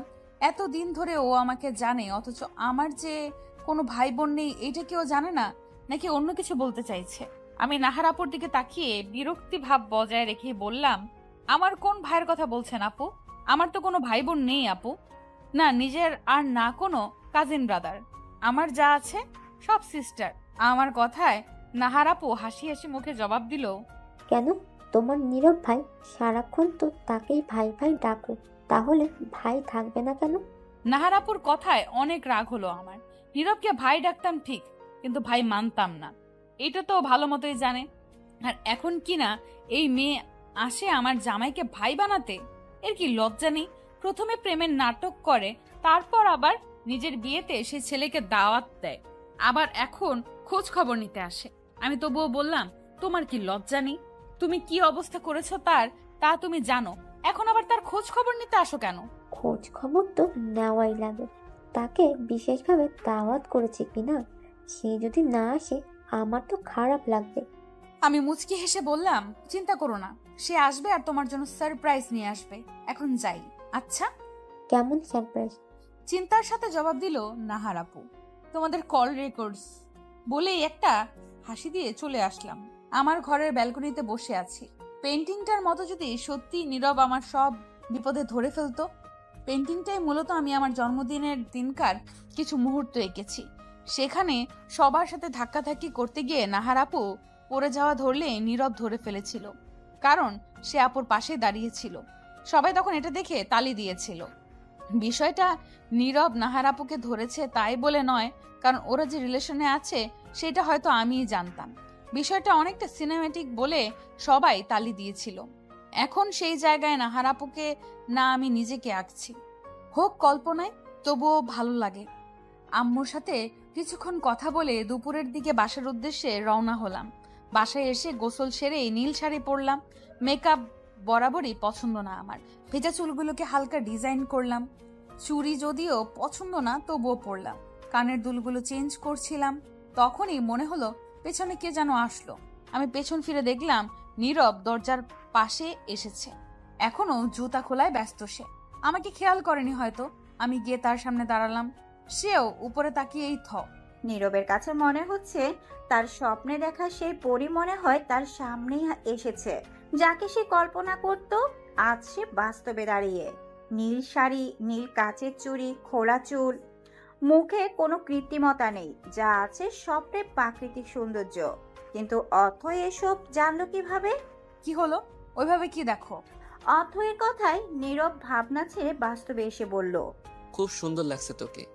অথৈ যেন বিশ্বাসই করতে পারছে না। এটাই কি নীরব বলল? কি বললে আবার বলো। এখন নীরবের মনে হচ্ছে কথাগুলো বলে সে ভুল করেছে। এখন অথৈ তার মাথা খাবে। তবুও সে একটু সাজিয়ে গুছিয়ে বলল। বললাম যে নীল শাড়ি আর নীল চুড়ি আমার ভীষণ পছন্দ, তাই এগুলো ভালো লাগছে। নীরবের কথা শুনে অথৈয়ের মুখটা অন্ধকার করে বলল। ও, ফ্রেশ হয়ে নাও। অথৈয়ের কথা শুনে নীরব আর দেরি না করে চলে গেল। নীরব যাওয়ার পর অথৈ হালকা হাসলো। এটা ভেবে যে ইনডাইরেক্টলি সে তাকে সুন্দর বলেছে। তারপর ওয়াশরুমের দিকে এক নজর চেয়ে সে নীরবের ডায়েরিটা হাতে নিল। এটা সে বাসরাতে যখন সম্পূর্ণ ঘর খুঁটিয়ে খুঁটিয়ে দেখছিল, তখন নীরবের ড্রয়ার থেকে পেয়েছিল। ডায়েরিটাও নীল রঙের। নীরবের প্রায় সবকিছু আকাশি বা নীল রং। এর থেকে প্রমাণ পাওয়া যায় নীল রংটা নীরবের পছন্দ। একজন ব্রিলিয়েন্ট স্টুডেন্ট হওয়ায় নোটস আর ডায়েরি থাকাটা খুব সাধারণ ব্যাপার। তবে বেশিরভাগ নোটস যেগুলো কাজের, সেগুলো হয়তো বইয়ের সেলফে আছে, নয়তো টেবিলের উপর।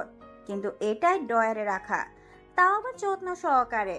প্রেম কাহিনী তো নীরব লিখবে না, কারণ যারা নিজের মনের ভাব কারো কাছে প্রকাশ করতে পারে না কিংবা একতরফা ভালোবাসা হয়, তারাই বেশিরভাগ ডায়েরি লিখে বলে অথৈ মনে করে।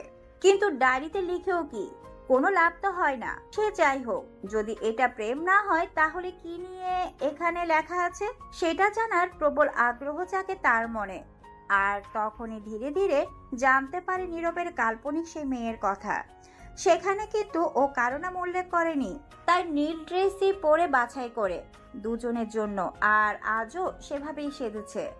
অন্য তেমন গুরুত্বপূর্ণ কিছু পায়নি সেই ডায়েরির মধ্যে। যা আছে তা হচ্ছে নীরবের কয়েকটা ইচ্ছা, যা সে তার কাল্পনিক সঙ্গীকে কল্পনা করে লিখেছে। তাই অথৈ আর সেদিক পড়েনি। সে চায় নীরব নিজ থেকে তাকে নিয়ে সেই ইচ্ছাগুলো পূরণ করুক, আর অথৈ বরাবরের মতে মুক্ত হয়ে তা উপভোগ করুক। তার মনে হচ্ছে দিনটি বেশি দূরে নয়। ডায়েরিটা আবার আগের জায়গায় রেখে অথৈ চুপটি করে বসলো। নীরব এখনই শাওয়ার নিয়ে বেরিয়ে আসবে হয়তো। অথৈ ব্যালকনিতে গিয়ে চুপচাপ দাঁড়িয়ে রইল। তার মিনিট দুয়েক পরে নীরব বেরিয়ে আসলো। পরনে রয়েছে নীল পাঞ্জাবি, উপর দিয়ে লাল কোটি আর সাদা পায়জামা। চুলে হাত বুলাতে বুলাতে নীরব এগিয়ে আসলো অথৈয়ের দিকে। নীরবকে এক নজর দেখে অথৈ মুগ্ধ হলো। যতটা ভেবেছিল তার চেয়েও বেশি সুন্দর দেখাচ্ছে তাকে। নীরব ভ্রু উঁচিয়ে তাকিয়ে আছে তার দিকে, অথচ তার খেয়ালই নেই। নীরব জিজ্ঞেস করলো, কি দেখিস ওভাবে? তোমাকে। আনমনে উত্তর দিল অথৈ। নীরব মুচকি হেসে এগিয়ে গেল তার দিকে। তারপর গ্রিলে হেলান দিয়ে বুকে দুই হাত গুজে জিজ্ঞেস করলো, তাই? নীরবের এমন নেশাত্মক কণ্ঠস্বর শুনে অথৈয়ের অপ্রস্তুত হয়ে পড়ল। তারপর নীরবের দিকে চেয়ে দেখলো সে এখনো আগের নিয়ে দাঁড়িয়ে আছে, আর ঠোঁটের কোণে মুচকি হাসি বিদ্যমান রয়েছে। এতেই যেন অথৈয়ের ঘায়েল হয়ে পড়েছে। তাই চট করে সে অন্যদিকে ফিরে বলল, এখানে দাঁড়িয়ে আছো কেন? অনুষ্ঠান শেষ করে যাওয়ার ইচ্ছা আছে নাকি? বলেই ঘর থেকে বেরিয়ে আসলো আর স্বস্তি নিঃশ্বাস ফেললো। আর একটু পর নীরব ঘর থেকে বেরিয়ে আসলো। চুলগুলো সেট করে এসেছে সে। দুজনে মিসেস হিয়ার থেকে বিদায় নিয়ে বেরিয়ে পড়লো। ঠিকানা অনুযায়ী নাহারের বাসা বেশি দূরে নয় বলে দুজনেই একটা রিক্সা নিল। পাশাপাশি দুজনে রিক্সায় বসে আছে, কারোর মুখে কোনো কথা নেই। অথৈয়ের পিঠ পর্যন্ত ছড়ানো কেশগুলো বারংবার নীরবের মুখ স্পর্শ করছে। এতে নীরবের বিরক্ত লাগছে না, বরং ভালোই লাগছে। শ্যাম্পু আর চুলের গ্রান যেটাই হোক, নীরবের কাছে ভালো লাগছে। অথৈয়ের মুখের সামনে বারবার চুল চলে আসায় সেই সরাতে সরাতে বিরক্ত হয়ে গেছে। হয়তো চুল ছেড়ে আসতেই হতো না, এই ধারণা ওর মনে রিপিট হচ্ছে। তখনই তার ঘাড়ে সেই শীতল স্পর্শ অনুভব করে। চট করে বাম দিকে ফিরে দেখে নীরব ওর দুই পাশের চুলগুলো সব পেছনে আনছে।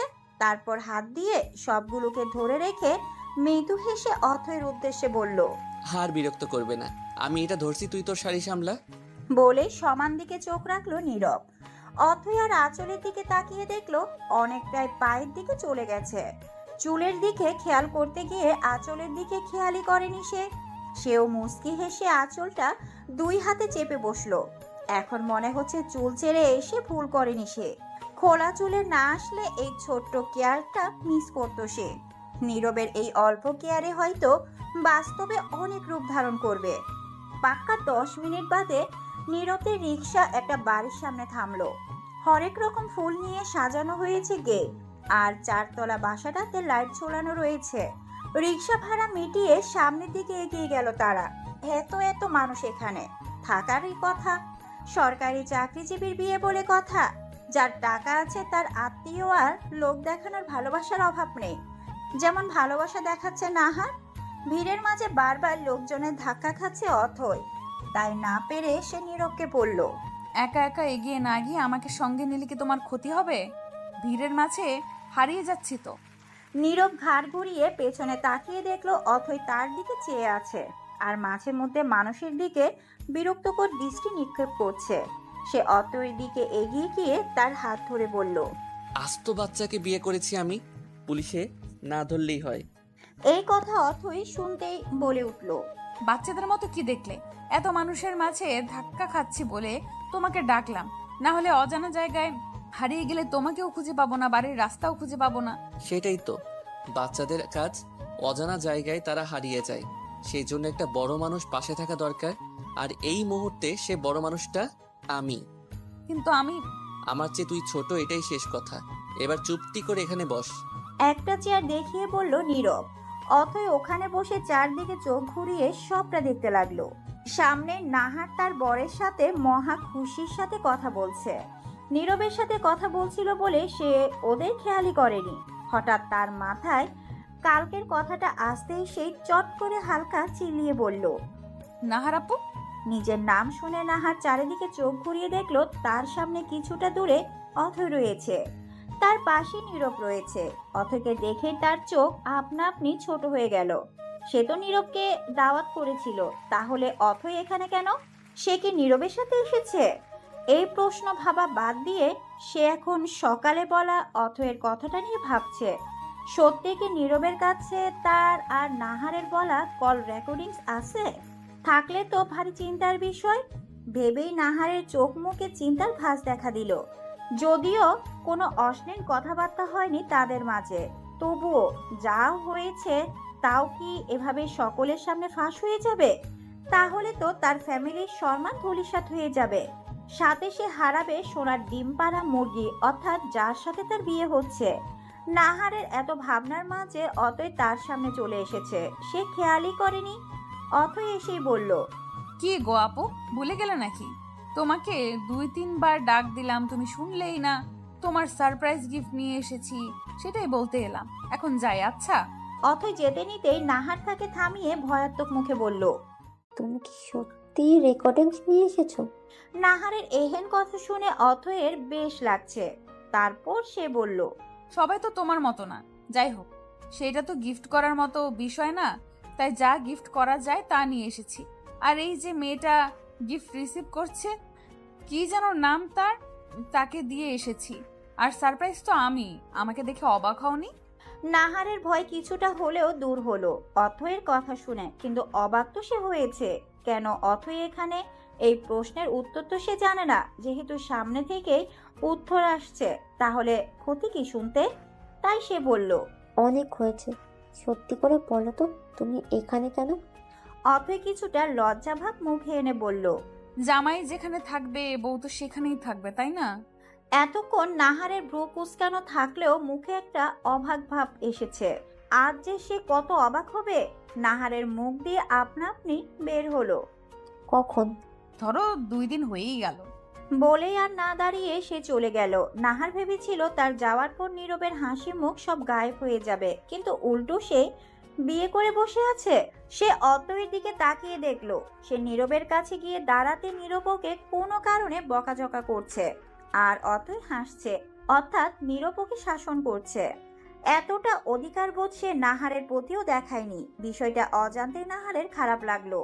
এই মুহূর্তে কেন জানি নাহারের এই বিয়ে ছেড়ে ছুড়ে নীরবের কাছে যেতে ইচ্ছে করছে, তবে সেটা সম্ভব না।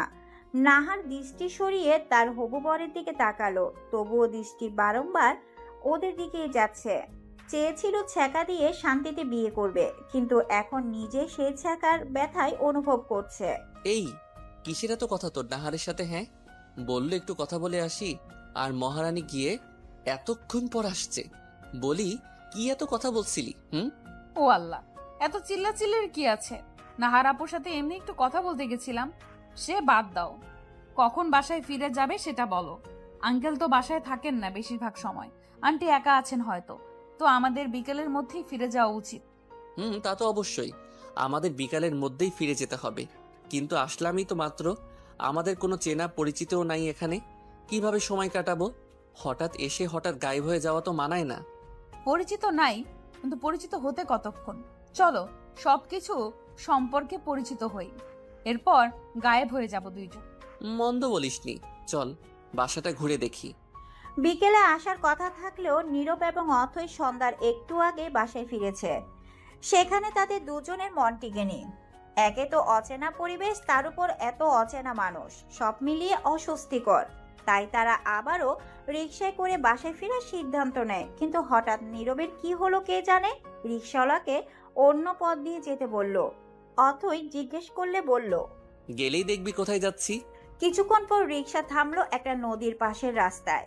ভাড়া মিটিয়ে নীরব অথৈয়ের হাত ধরে নদীর দিকে এগিয়ে গেল। বিকাল তখনও হয়নি, দুপুরের সময় পার হয়নি বলা যায়। তবুও নদীর পাশ বলে একটু পর পর শীতল হাওয়া গায়ে লাগছে। দুই একটা বাদাম বিক্রেতার ফুচকাওয়ালা বসে আছে কাস্টমারের আশায়।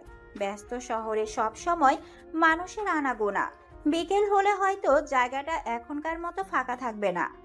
এখনই দুই একজনের আসা যাওয়ার বলে দিচ্ছে, কিছুটা একলা সময় কাটানোর আশায় মানুষ এখানে আসে। দালান কোটার ভিড়ে প্রকৃতির খুঁজে আসে। নীরব অথৈকে ইট আর সিমেন্টের দিয়ে বানানো একটা বসার জায়গায় বসতে বলল। তারপর দুজনের জন্য বাদাম কিনলো।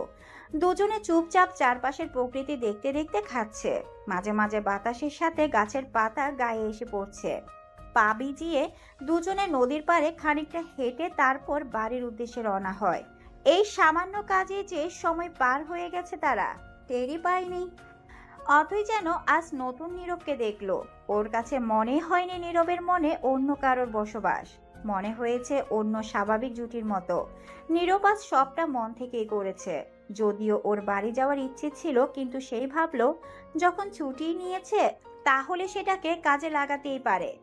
আজ তার ইচ্ছের মধ্যে একটা পূরণ করলো সে, নিজের প্রিয় মানুষের সাথে কিছু সময়। সে যতটা ভেবেছিল সেরকম খারাপ লাগা তার মধ্যে কাজ করেনি। নাহারের বিয়েতে কেন জানি তার খুশিই লাগছে।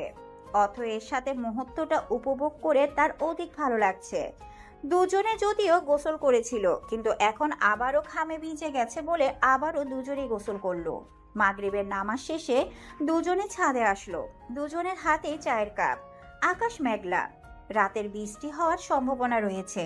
এখন বাতাস বইছে বলে দুজনের ছাদে চা পান করতে এসেছে। চা শেষে খালি চায়ের কাপ দুটো একপাশে রেখে নীরব অথৈয়ের দিকে তাকিয়ে বলল, তোর কখনো খারাপ লাগে না? অথৈ নীরবের দিকে তাকিয়েছিল। তার প্রশ্ন শুনে ভ্রু কুঁচকে জিজ্ঞেস করলো, কিসের জন্য? এই যে তোর বিয়ে করা বর অন্য একটা মেয়েকে ভালোবাসে, তোকে না? আজ বাসে না, একদিন তো বাসবে। যদি সে একদিন না আসে? ভালো না বাসুক, ঘৃণা তো আর করে না, ডিসরেসপেক্টও করে না, তাহলে এইভাবেই চালিয়ে যেতে পারবো। বলে কাপ দুটো নিয়ে চলে গেল। নীরব শুধু তার যাওয়ার দিকে তাকিয়ে বলল, সে একদিন খুব শীঘ্রই আসবে, অনেক ভালোবাসতে চাই তোকে। তোর চিন্তা ভাবনা বারবারই আমাকে মনে করায় সেদিন বিয়েটা করে ভুল করিনি। কাঁথা মুড়ি দিয়ে চোখ বন্ধ করে শুয়ে আছে নীরব। নিচে আসার পর থেকে হাঁচি দিয়েই চলেছে সে। সন্ধ্যায় গোসল করার ফলে এমনটা হয়েছে। ছোট থেকে নীরবের ঠান্ডা কাশি সামান্য কারণে হয়, আর তাই সন্ধ্যায় গোসল তার শরীর মেনে নিতে পারেনি বলে এই অবস্থা। অথৈ বাসায় নেই। সন্ধ্যার পর তার বাসা থেকে ফোন এসেছিল, তার আম্মু খুব অসুস্থ, সেবা করার মতো কেউ নেই। চোখ খোলাও রাখতে পারছে না তিনি। কয়েকদিন ধরে কেমন খাওয়া দাওয়া কমিয়ে দিয়েছিলেন, আর তার ফলস্বরূপ তিনি অসুস্থ হয়ে গেছেন। নীরবে গিয়ে অথৈকে রেখে এসেছে। তখনও দুই একবার হাসি দিয়েছিল সে। অথৈ বলেছিল যাওয়ার সময় ওষুধ নিয়ে যেন সে বাসায় ফিরে, কিন্তু অতিরিক্ত বীরত্ব দেখাতে গিয়ে সে বলেছিল, অল্প একটু ঠান্ডা লেগেছে, সেরে যাবে, তার জন্য আবার ওষুধ লাগবে কেন? কিন্তু সবার শরীর যে একই রকম হয় না। কিছু মানুষ অল্পই অসুস্থ হলেও তাদের অবস্থা খারাপ হয়ে যায়, বেশি হয়ে যায়। নীরব তাদেরই একজন। মিসেস হিয়া তাকে ওষুধ দিয়েছেন, সে ঘুমিয়ে আছে এখন। আশা করা যায় একদম সকালে ঘুম ভাঙবে। আর ওষুধ যেহেতু দ্রুত সেবন করা হয়েছে, তাই রোগ শরীরে না ছড়িয়ে সুস্থ হওয়ার সম্ভাবনাও রয়েছে। অথই তার মায়ের পাশে বসে আছে। অসুস্থ হলে চোখ মুখে অবস্থা প্রচুর খারাপ দেখায়, ওনারও হয়েছে তাই। এদিকে মায়ের জন্য খারাপ লাগছে, অন্যদিকে নীরব কি করছে সেই চিন্তাও তার মাথায় রয়েছে। অথই যাওয়ার পর থেকে তার মা একা হয়ে গেছেন। তাকে আর একা একা খেতে ভালো লাগে না। একা বাড়িতে থেকে এই চেনা বাড়িটাও অচেনা মনে হয়।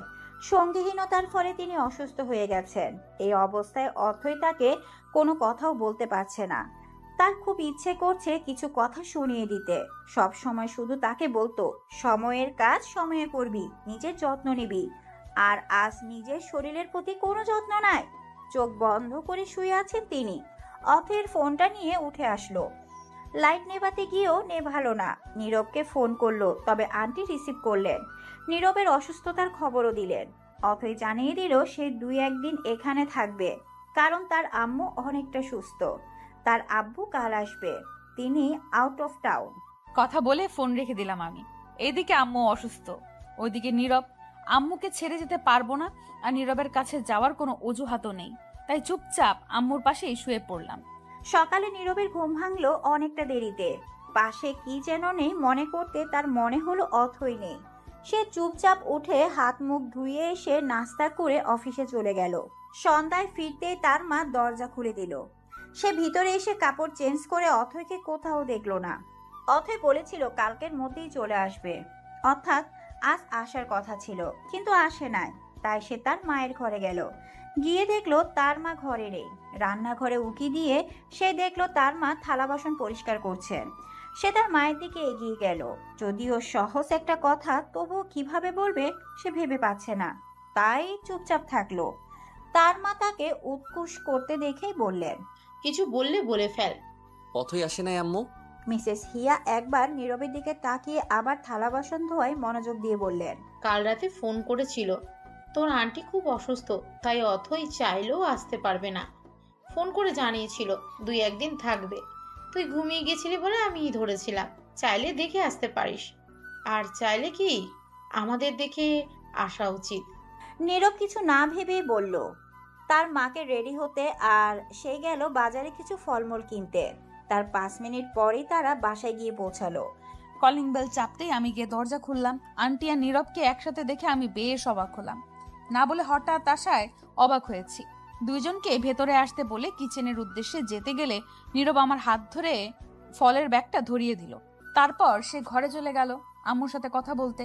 কিছুক্ষণ পর সে ফিরে আসলো আমার কাছে। আমি তখন নাস্তা বানাচ্ছিলাম, সে আমার পাশেই দাঁড়ালো। আমি তার দিকে না তাকিয়েই বুঝলাম। কিছুক্ষণ চুপ থেকে আমি বললাম, আমাকে মিস করো নাই? নীরব হালকা হেসে বলল, করেছি। তার হাসি মুখ দেখে অজান্তে মুখে লজ্জা এসে ভর করলো। তুই করস নাই? উত্তরটা তো জানেন। বাসায় কবে ফিরবি? আমি অসহায় মুখ করে তার দিকে তাকিয়ে চা নামিয়ে বললাম, এখন যেতে চাই, তবে সম্ভব নয়। নীরব হালকা শ্বাস ফেলে বলল, আঙ্কেল আঙ্কেল কবে আসছেন? আজই। দোয়া করো আম্মু যেন জলদি সুস্থ হয়ে যায়। আব্বুকে বলবো এবার যেন এখানে থাকে, আর ব্যবসার কাজে যেন বারবার বাইরে না যায়। তুমিও আঙ্কেলকে বলো যেন তিনিও এখানেই নিজের বাসায় থাকেন। তাই যেন হয়। নাস্তা শেষ করে নীরব চলে যেতে চাইলেই আমি আটকানোর জন্য বলি, আন্টি আজ থেকে যাও না। আন্টি হেসে বলল, সহজ ভাষায় বল, কাকে থাকতে বলছিস? আমি লজ্জায় মাথা নিচু করে ফেললাম।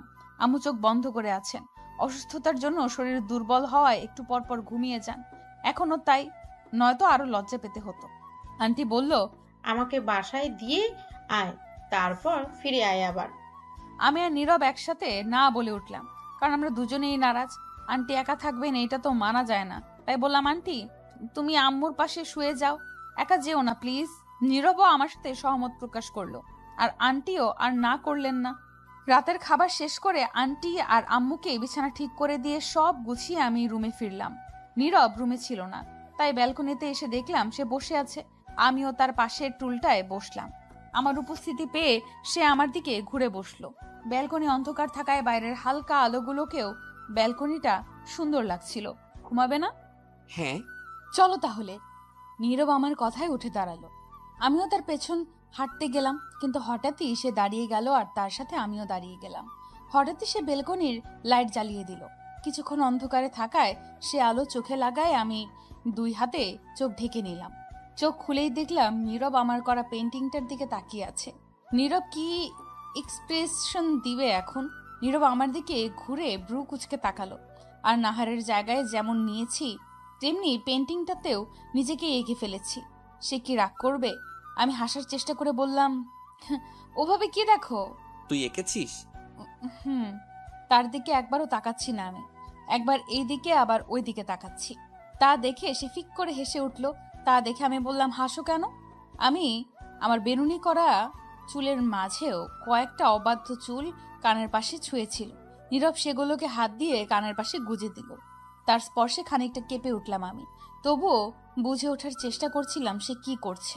হুট করে সে ব্যালকনির লাইট অফ করে দিল। আমি তা দেখে বললাম, আরে লাইট অফ করতে?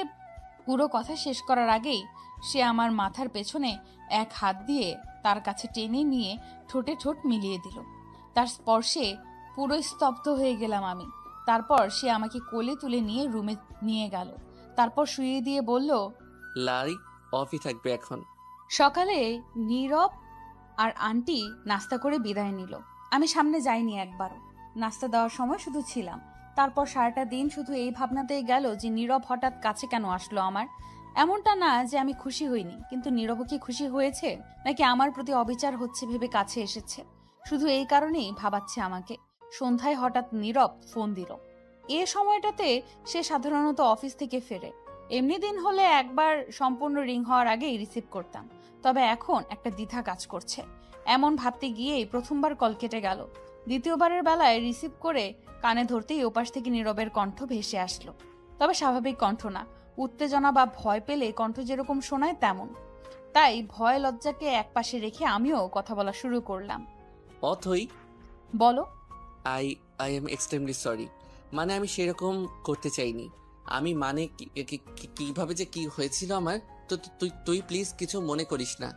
নীরবের কথা শুনে আমার কি বলা বা করা উচিত কিছু বোধগম্য হলো না। অশ্রুকণাও যেন চোখে আসছে না। তুমি ভালোবেসে কাছে আসোনি আমার? অবাক হয়ে বললাম আমি। আমি বললাম তো। অপরাধ বোধের সাথে বলতে গিয়েও পারছে না। তোমাকে আর কিছু বলতে হবে না। নারী দেহ ছোঁয়া সাধনার বিষয়, ভালোবেসে ছুতে হয়। আমার মধ্যে ভালোবাসা ছিল, কিন্তু তোমার মধ্যে? তাহলে কি ধরে নিব তুমি চাহিদার জন্য? খট করে কল কেটে দিলাম আমি। আর কিছু বলতে পারলাম না। ইচ্ছে ছিল জলদি ফিরে যাব, তবে এখন ইচ্ছেটাই শেষ হয়ে গেল। যাকে এতটা বিশ্বাস ভালোবাসা দিয়েছি সে কিনা সেও অন্যদের মতো পাশে আসলো শুধুই নিজের।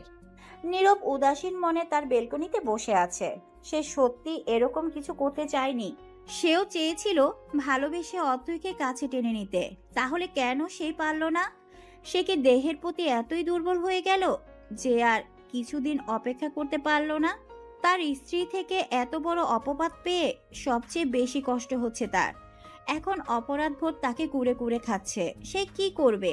ক্ষমা চাইবে? ক্ষমা চাইলেও কি পাওয়া যায়? ক্ষমা হয়তো পাবে, তবে আগের মতো বিশ্বাস ভালোবাসা কি আদৌ পাবে? কিছু ভাবতে পারছে না সে, তাই চুপচাপ চোখ বন্ধ করে রাখলো। তবে তখনও অতএর চেহারা ভেসে আসছে। তাই সে রেগে ব্যালকনি থেকে উঠে চলে গেল আর শব্দ করে দরজা লাগিয়ে দিল। কি করবে এমনিতে মাথায় আসছে না, তার উপর শান্তিতে বসতেও পারছে না। তাই সে আবারও অতইকে কল করলো। চুপচাপ টিভির দিকে চোখ রেখে বসে আছি আমি।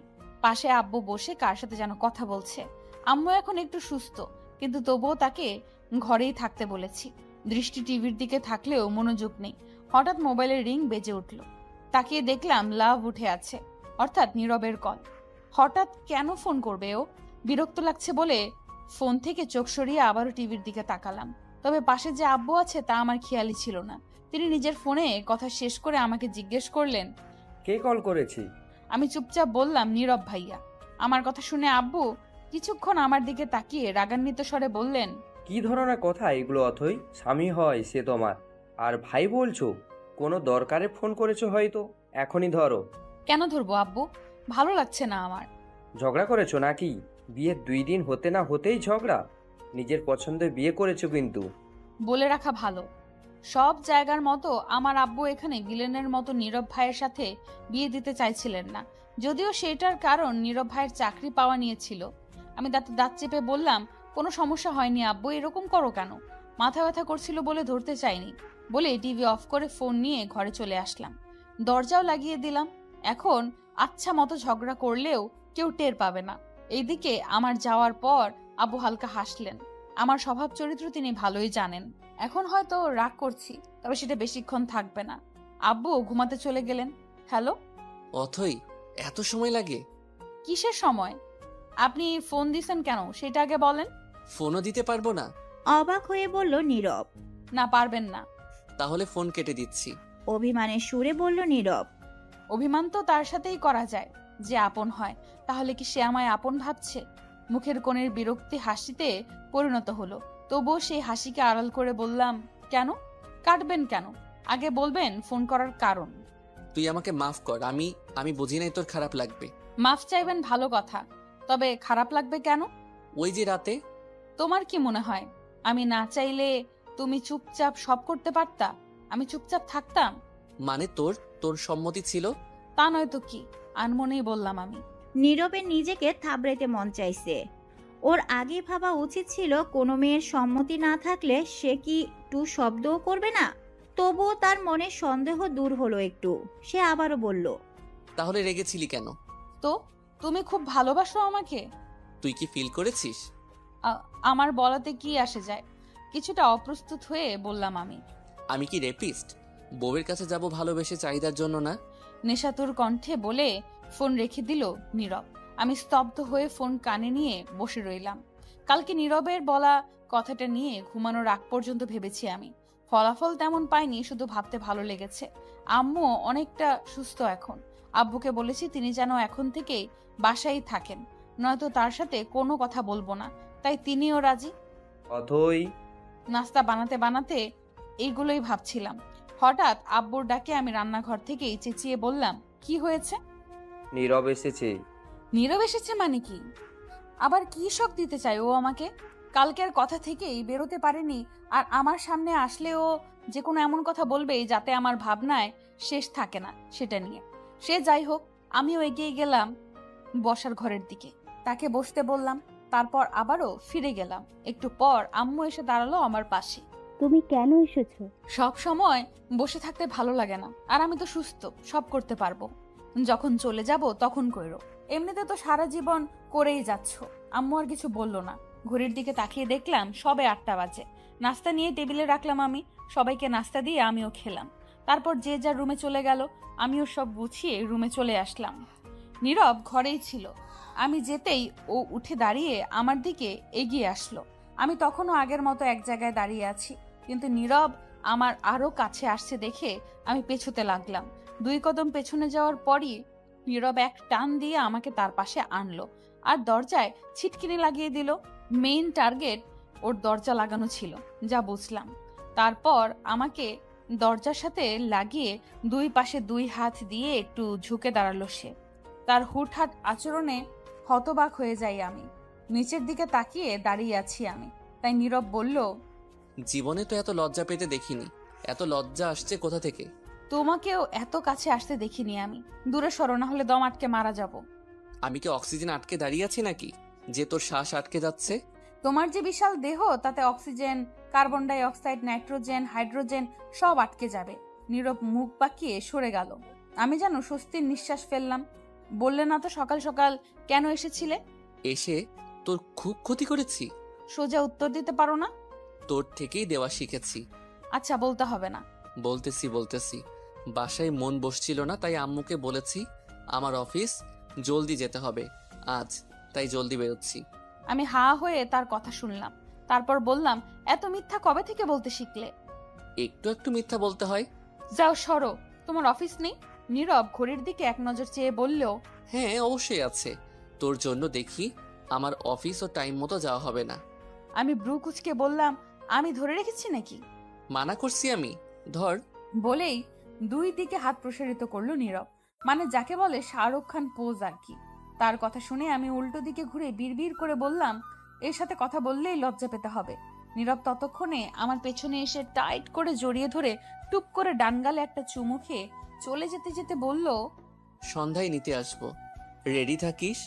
আমি শুধু কান দিয়ে শুনলাম, কিন্তু বলতে পারলাম না কিছুই।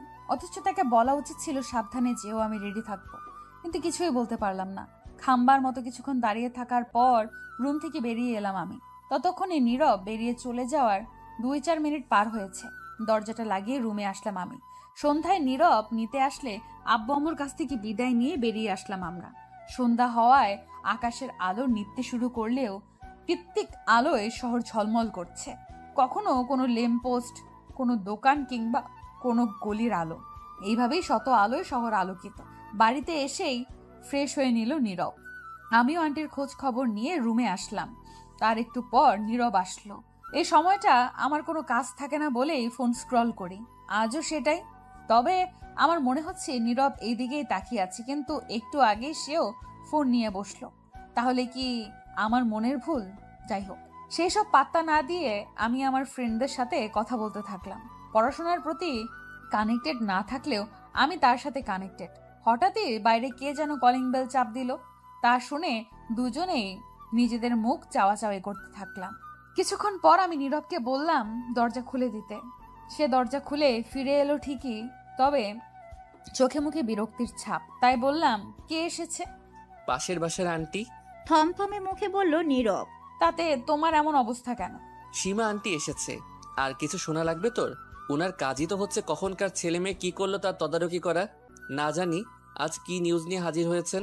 আমি কিছু না বলে চুপচাপ রইলাম। আমারও মেজাজ তুঙ্গে। যাই হোক, একটু পর আন্টি হাসতে হাসতে আমাদের রুমে আসলো। তা দেখে আমরা দুজনেই নড়ে চড়ে ঠিকঠাক হয়ে বসলাম। নীরব জিজ্ঞেস করলো, হাসছো কেন? আজ সীমা আন্টি কুটনামির বদলে কোনো কৌতুক বলেছে নাকি? আন্টি হাসি থামিয়ে বলল, আমার কাছে তোদের দুজনের অভিযোগ নিয়ে এসেছিল। তুই নাকি সন্ধ্যাবেলায় মেয়ে নিয়ে ঘুরছিস, সেদিনও ঘুরছিলি। তোদের মধ্যে নাকি কিছু চলে। যখন অতইকে নীরব রাখতে গিয়েছিল। তুমি কি বললে তারপর? আগ্রহের সাথে বলল নীরব। তারপর আর কি বললাম, জামাই বউ তো একসাথে ঘুরবে, এটাই স্বাভাবিক। এটা শুনে যেন ওনার মাথায় আকাশ ভেঙে পড়লো। উনি জিজ্ঞেস করলেন, তোদের বিয়ে কখন কিভাবে হলো? আমি বললাম, ঘরোয়া ভাবে হয়েছে, তাই বেশি মানুষ জানে না। আন্টির কথা শেষ হতেই আমি আর নীরবও হাসতে লাগলাম। নীরব হাসতে হাসতে বলল, তোমাকে আর কষ্ট করে আমাদের বিয়ের কথা কাউকে জানাতে হবে না। দেখবা কাল আমাদের বাসায় প্রেসও এসে হাজির হবে। বলে আবারও হাসতে থাকলো নীরব। তারপর রাত হতেই আমরা শুয়ে পড়লাম। তবে আজ নীরব পেছন থেকে জড়িয়ে ধরে শুয়েছে আমাকে। তার এই হঠাৎ পরিবর্তনগুলো চোখে পড়ার মতো। তবে ভালোই লাগে। কিছু অভ্যাস, কিছু স্মৃতি থাকুক না, সাথে আমিও থাকি, এটাই তো চাই। দুজন মানব জোড়া শামুকের মতো লেগে আছি, কিন্তু কারোর মুখে কোনো কথা নেই। কোনোভাবেই অস্তিত্ব গ্রহণ করি। এইভাবেই কিছু মাস অতিবাহিত হলো। নীরবের স্বভাব আগের তুলনায় অনেক পরিবর্তন হয়েছে। এখনো অনেক কেয়ার করে আমার। সব কিছুতেই তার পারমিশন নেওয়া লাগবে। ও নিজে চেষ্টা করেছে বলেই পরিবর্তিত হতে পেরেছে। আজকে ছুটির দিন বলে আমরা ঘুরতে যাওয়ার সিদ্ধান্ত নিলাম। নীরব আর আমি বিকেলের দিকে বের হলাম। আধা ঘন্টা হাঁটাহাঁটির পর আমরা একটা নির্জন জায়গায় এসে পৌঁছলাম। সেইখানেই আমরা বসলাম কিছুক্ষণ। নীরবের কাঁধে মাথা দিয়ে বসে আছি আমি। দূরে একটা বাড়ি থেকে একটা মেয়ে বিষণ্ণ মনে বের হলো। তাকে অনেক চেনা চেনা মনে হলো। একটু পরেই বুঝতে পারলাম ওটা নাহার আপু। তবে চোখে মুখে কেমন যেন ভাব। বাড়িটা ওই তাদেরই। সেদিন বিয়ে বাড়ির সাজ ছিল আর আজ সাধারণ, তাই চিনতে পারিনি। আমি নীরবকে দেখলাম, সেও প্রথমে চিনতে পারেনি। আমরা এগিয়ে গেলাম সেদিকে। যদিও নীরব যেতে চাইছিল না, তবুও আমি নিয়ে এলাম, কারণ তার এই অবস্থা কেন হলো তা জানার অনেক আগ্রহ জাগলো আমার মনে। আমাদের হঠাৎ এখানে দেখে নাহার আপু অনেক অবাক হলো।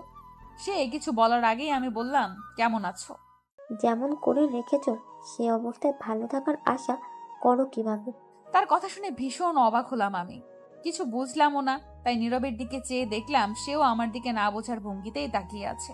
আমি বললাম, আমি রেখেছি মানে? কেমন অবস্থায়, আর আমার সাথে কি সম্পর্ক? বাহ, এখন ভালো সাজা হচ্ছে তাই না? তোমার বলাতেই তো আমি নীরবকে ছেড়ে দিয়েছিলাম। শুধু তোমার কথা ইমোশনাল হয়ে আজ আমার এই অবস্থা। আমার স্বামীও আমাকে ডিভোর্স দিয়ে দিচ্ছে। আজ নীরব আমার সাথে থাকলে আমরা কতই না সুখী হতাম, কিন্তু তোমার কথা ভেবে আমি সবটা বিসর্জন দিয়ে দিয়েছি। আমি অবিশ্বাসের চোখে নাহার আপুর দিকে তাকিয়ে আছি। আমি এরকম কিছুই করিনি। আমি নীরবের দিকে তাকিয়ে দেখলাম সেও অবিশ্বাসের চোখেই নাহার আপুর দিকে তাকিয়ে আছে। আমার মন বলছে সে এসব বিশ্বাস করবে না, তবে কোথাও না কোথাও মনে হচ্ছে যদিও বিশ্বাস করে ফেলে। নাহার আপু সবটাই এমন ভাবে বলেছে যেন সবটা সত্যি, কিন্তু কিছুই সত্যি না। নীরব বলল, এসব কি বলছো নাহার? আমি ঠিকই বলছি নীরব। বলেই সে এগিয়ে গিয়ে নীরবকে জড়িয়ে ধরলো। আমার বুকে ধকধক করে উঠল। নীরব শুধু আমার, আর তার এই বুকেও শুধু আমারই স্থান। সেখানে নাহার আপু কিভাবে? নীরব ওকে সরাচ্ছে না কেন? ও কি বিশ্বাস করে ফেললো নাহার আপুর সবটা? টের পেলাম চোখের কোণে জল এসে ভিড় করেছে। আমি বললাম, চলো না আমরা বাসায় ফিরি। নাহার আপু মিথ্যা বলছে। নাহার আপু নীরবের বুক থেকে সরে এসে আমার দিকে এগিয়ে মারার জন্য হাত উঠাতেই কে যেন তার হাত ধরে ফেললো।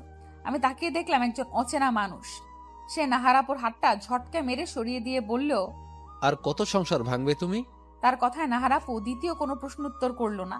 ততক্ষণে নীরবও আমার কাছে এসে দাঁড়িয়েছে। সে আমার মাথাটা তার বুকে চেপে ধরে এক হাতে আমাকে জড়িয়ে ধরলো। তারপর আমার উদ্দেশ্যে বলল, চলো বাসায় ফিরে যাই।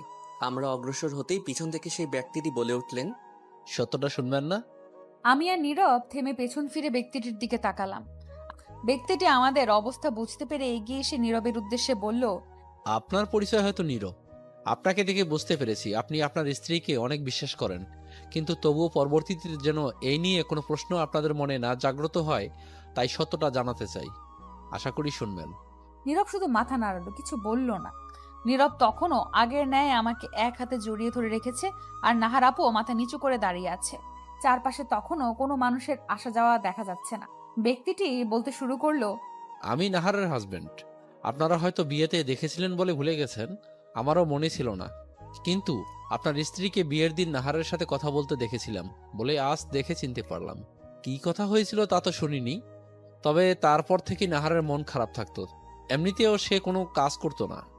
এ নিয়ে মায়ের অভিযোগের শেষ ছিল না, তবে নাহার সেগুলো আমলে নিত না। আমি চুপচাপ সবটা শুনতাম, তবে নাহারকে কিছু বলতে পারতাম না, কারণ অনেক ভালোবাসতাম ওকে। অন্যদিকে আম্মুকেও অনেক ভালোবাসি। তার বিরুদ্ধে কিছু বলারও সাহস ছিল না। শুধু বাড়ির কাজ না করলে মায়ের তেমন একটা অভিযোগ থাকতো না, তবে নাহার তার নিজের কাজগুলোও করতো না, যা মায়ের জন্য বাড়তি ছিল। আজ বুঝতে পারছি নাহারের সেই মন খারাপের কারণটা আপনি, কিন্তু সে এখন যেগুলো বলেছে সেগুলো মিথ্যে। আমি সবটা শুনেছি।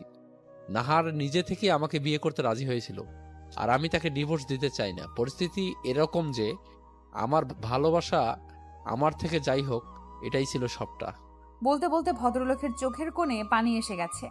হঠাৎ নীরব আমাকে ছেড়ে নাহার আপুর সামনে গিয়ে দাঁড়িয়ে বলল, আমি তোমাকে ভালোবাসতাম নাহার, আর এই ছেলেটা তোমাকে ভালোবাসে। তোমার কথা বলতে গিয়ে তার চোখের কোণে পানি এসে গেছে। ভাবতে পারছো ও ঠিক কতটা চাইলে তার এরকম অবস্থা হতে পারে? তোমার মত কি হবে তা তো জানি না, তবে আমি চাইবো তোমরা সবটা ঠিকঠাক করে নাও। নিজেদের মাঝে ছেলেটা সত্যি চাই তোমাকে। বলেই নীরব আমার হাত ধরে সামনের দিকে এগিয়ে গেল। আমি পেছন ফিরে দেখলাম ছেলেটা চলে যেতে চাইলে নাহার আপু তার হাত ধরে আটকে ফেললো। ছেলেটা প্রশ্নবোধক দৃষ্টিতে তাকালো নাহার আপুর দিকে। নাহার আপু সরি বলল। দূর থেকে যা বুঝলাম। হঠাৎ ছেলেটা নাহার আপুকে জড়িয়ে ধরলো। আপুও কান্না করতে করতে জড়িয়ে ধরলো। আমি নীরবের দিকে চেয়ে বললাম, সব ঠিক হয়ে গেছে। নীরব আমার দিকে প্রশ্নবোধক দৃষ্টিতে তাকালে আমার পেছনের দিকে আমি ইশারা করলাম। সেও পেছন ফিরে একবার ওদের দিকে চেয়ে হাসলো। তারপর আমার দিকে তাকিয়ে সামনের দিকে হাঁটতে থাকলো। ততক্ষণে সন্ধ্যা নেমে এসেছে। আমি বললাম, যদি ওই ভাইয়াটা এসে সত্যি না বলতো তাহলে তুমি আমাকে অবিশ্বাস করতে। অবিশ্বাস করলে এই ছেলের কথা শোনার আগে তোকে নিয়ে আসতাম না। আমি কিছু বললাম না। নীরব আবারও বলল, ভালোবাসি। আমি হেসে মুখ অন্যদিকে ঘুরিয়ে ফেললাম। এতদিনে এসে কথাটা শুনলাম। আমার উত্তর, আমিও। আমিও কি? ব্রু উঁচিয়ে জিজ্ঞেস করলো নীরব। ভালোবাসি। ভালোবাসি, ভালোবাসি। আছি মোরা পাশাপাশি।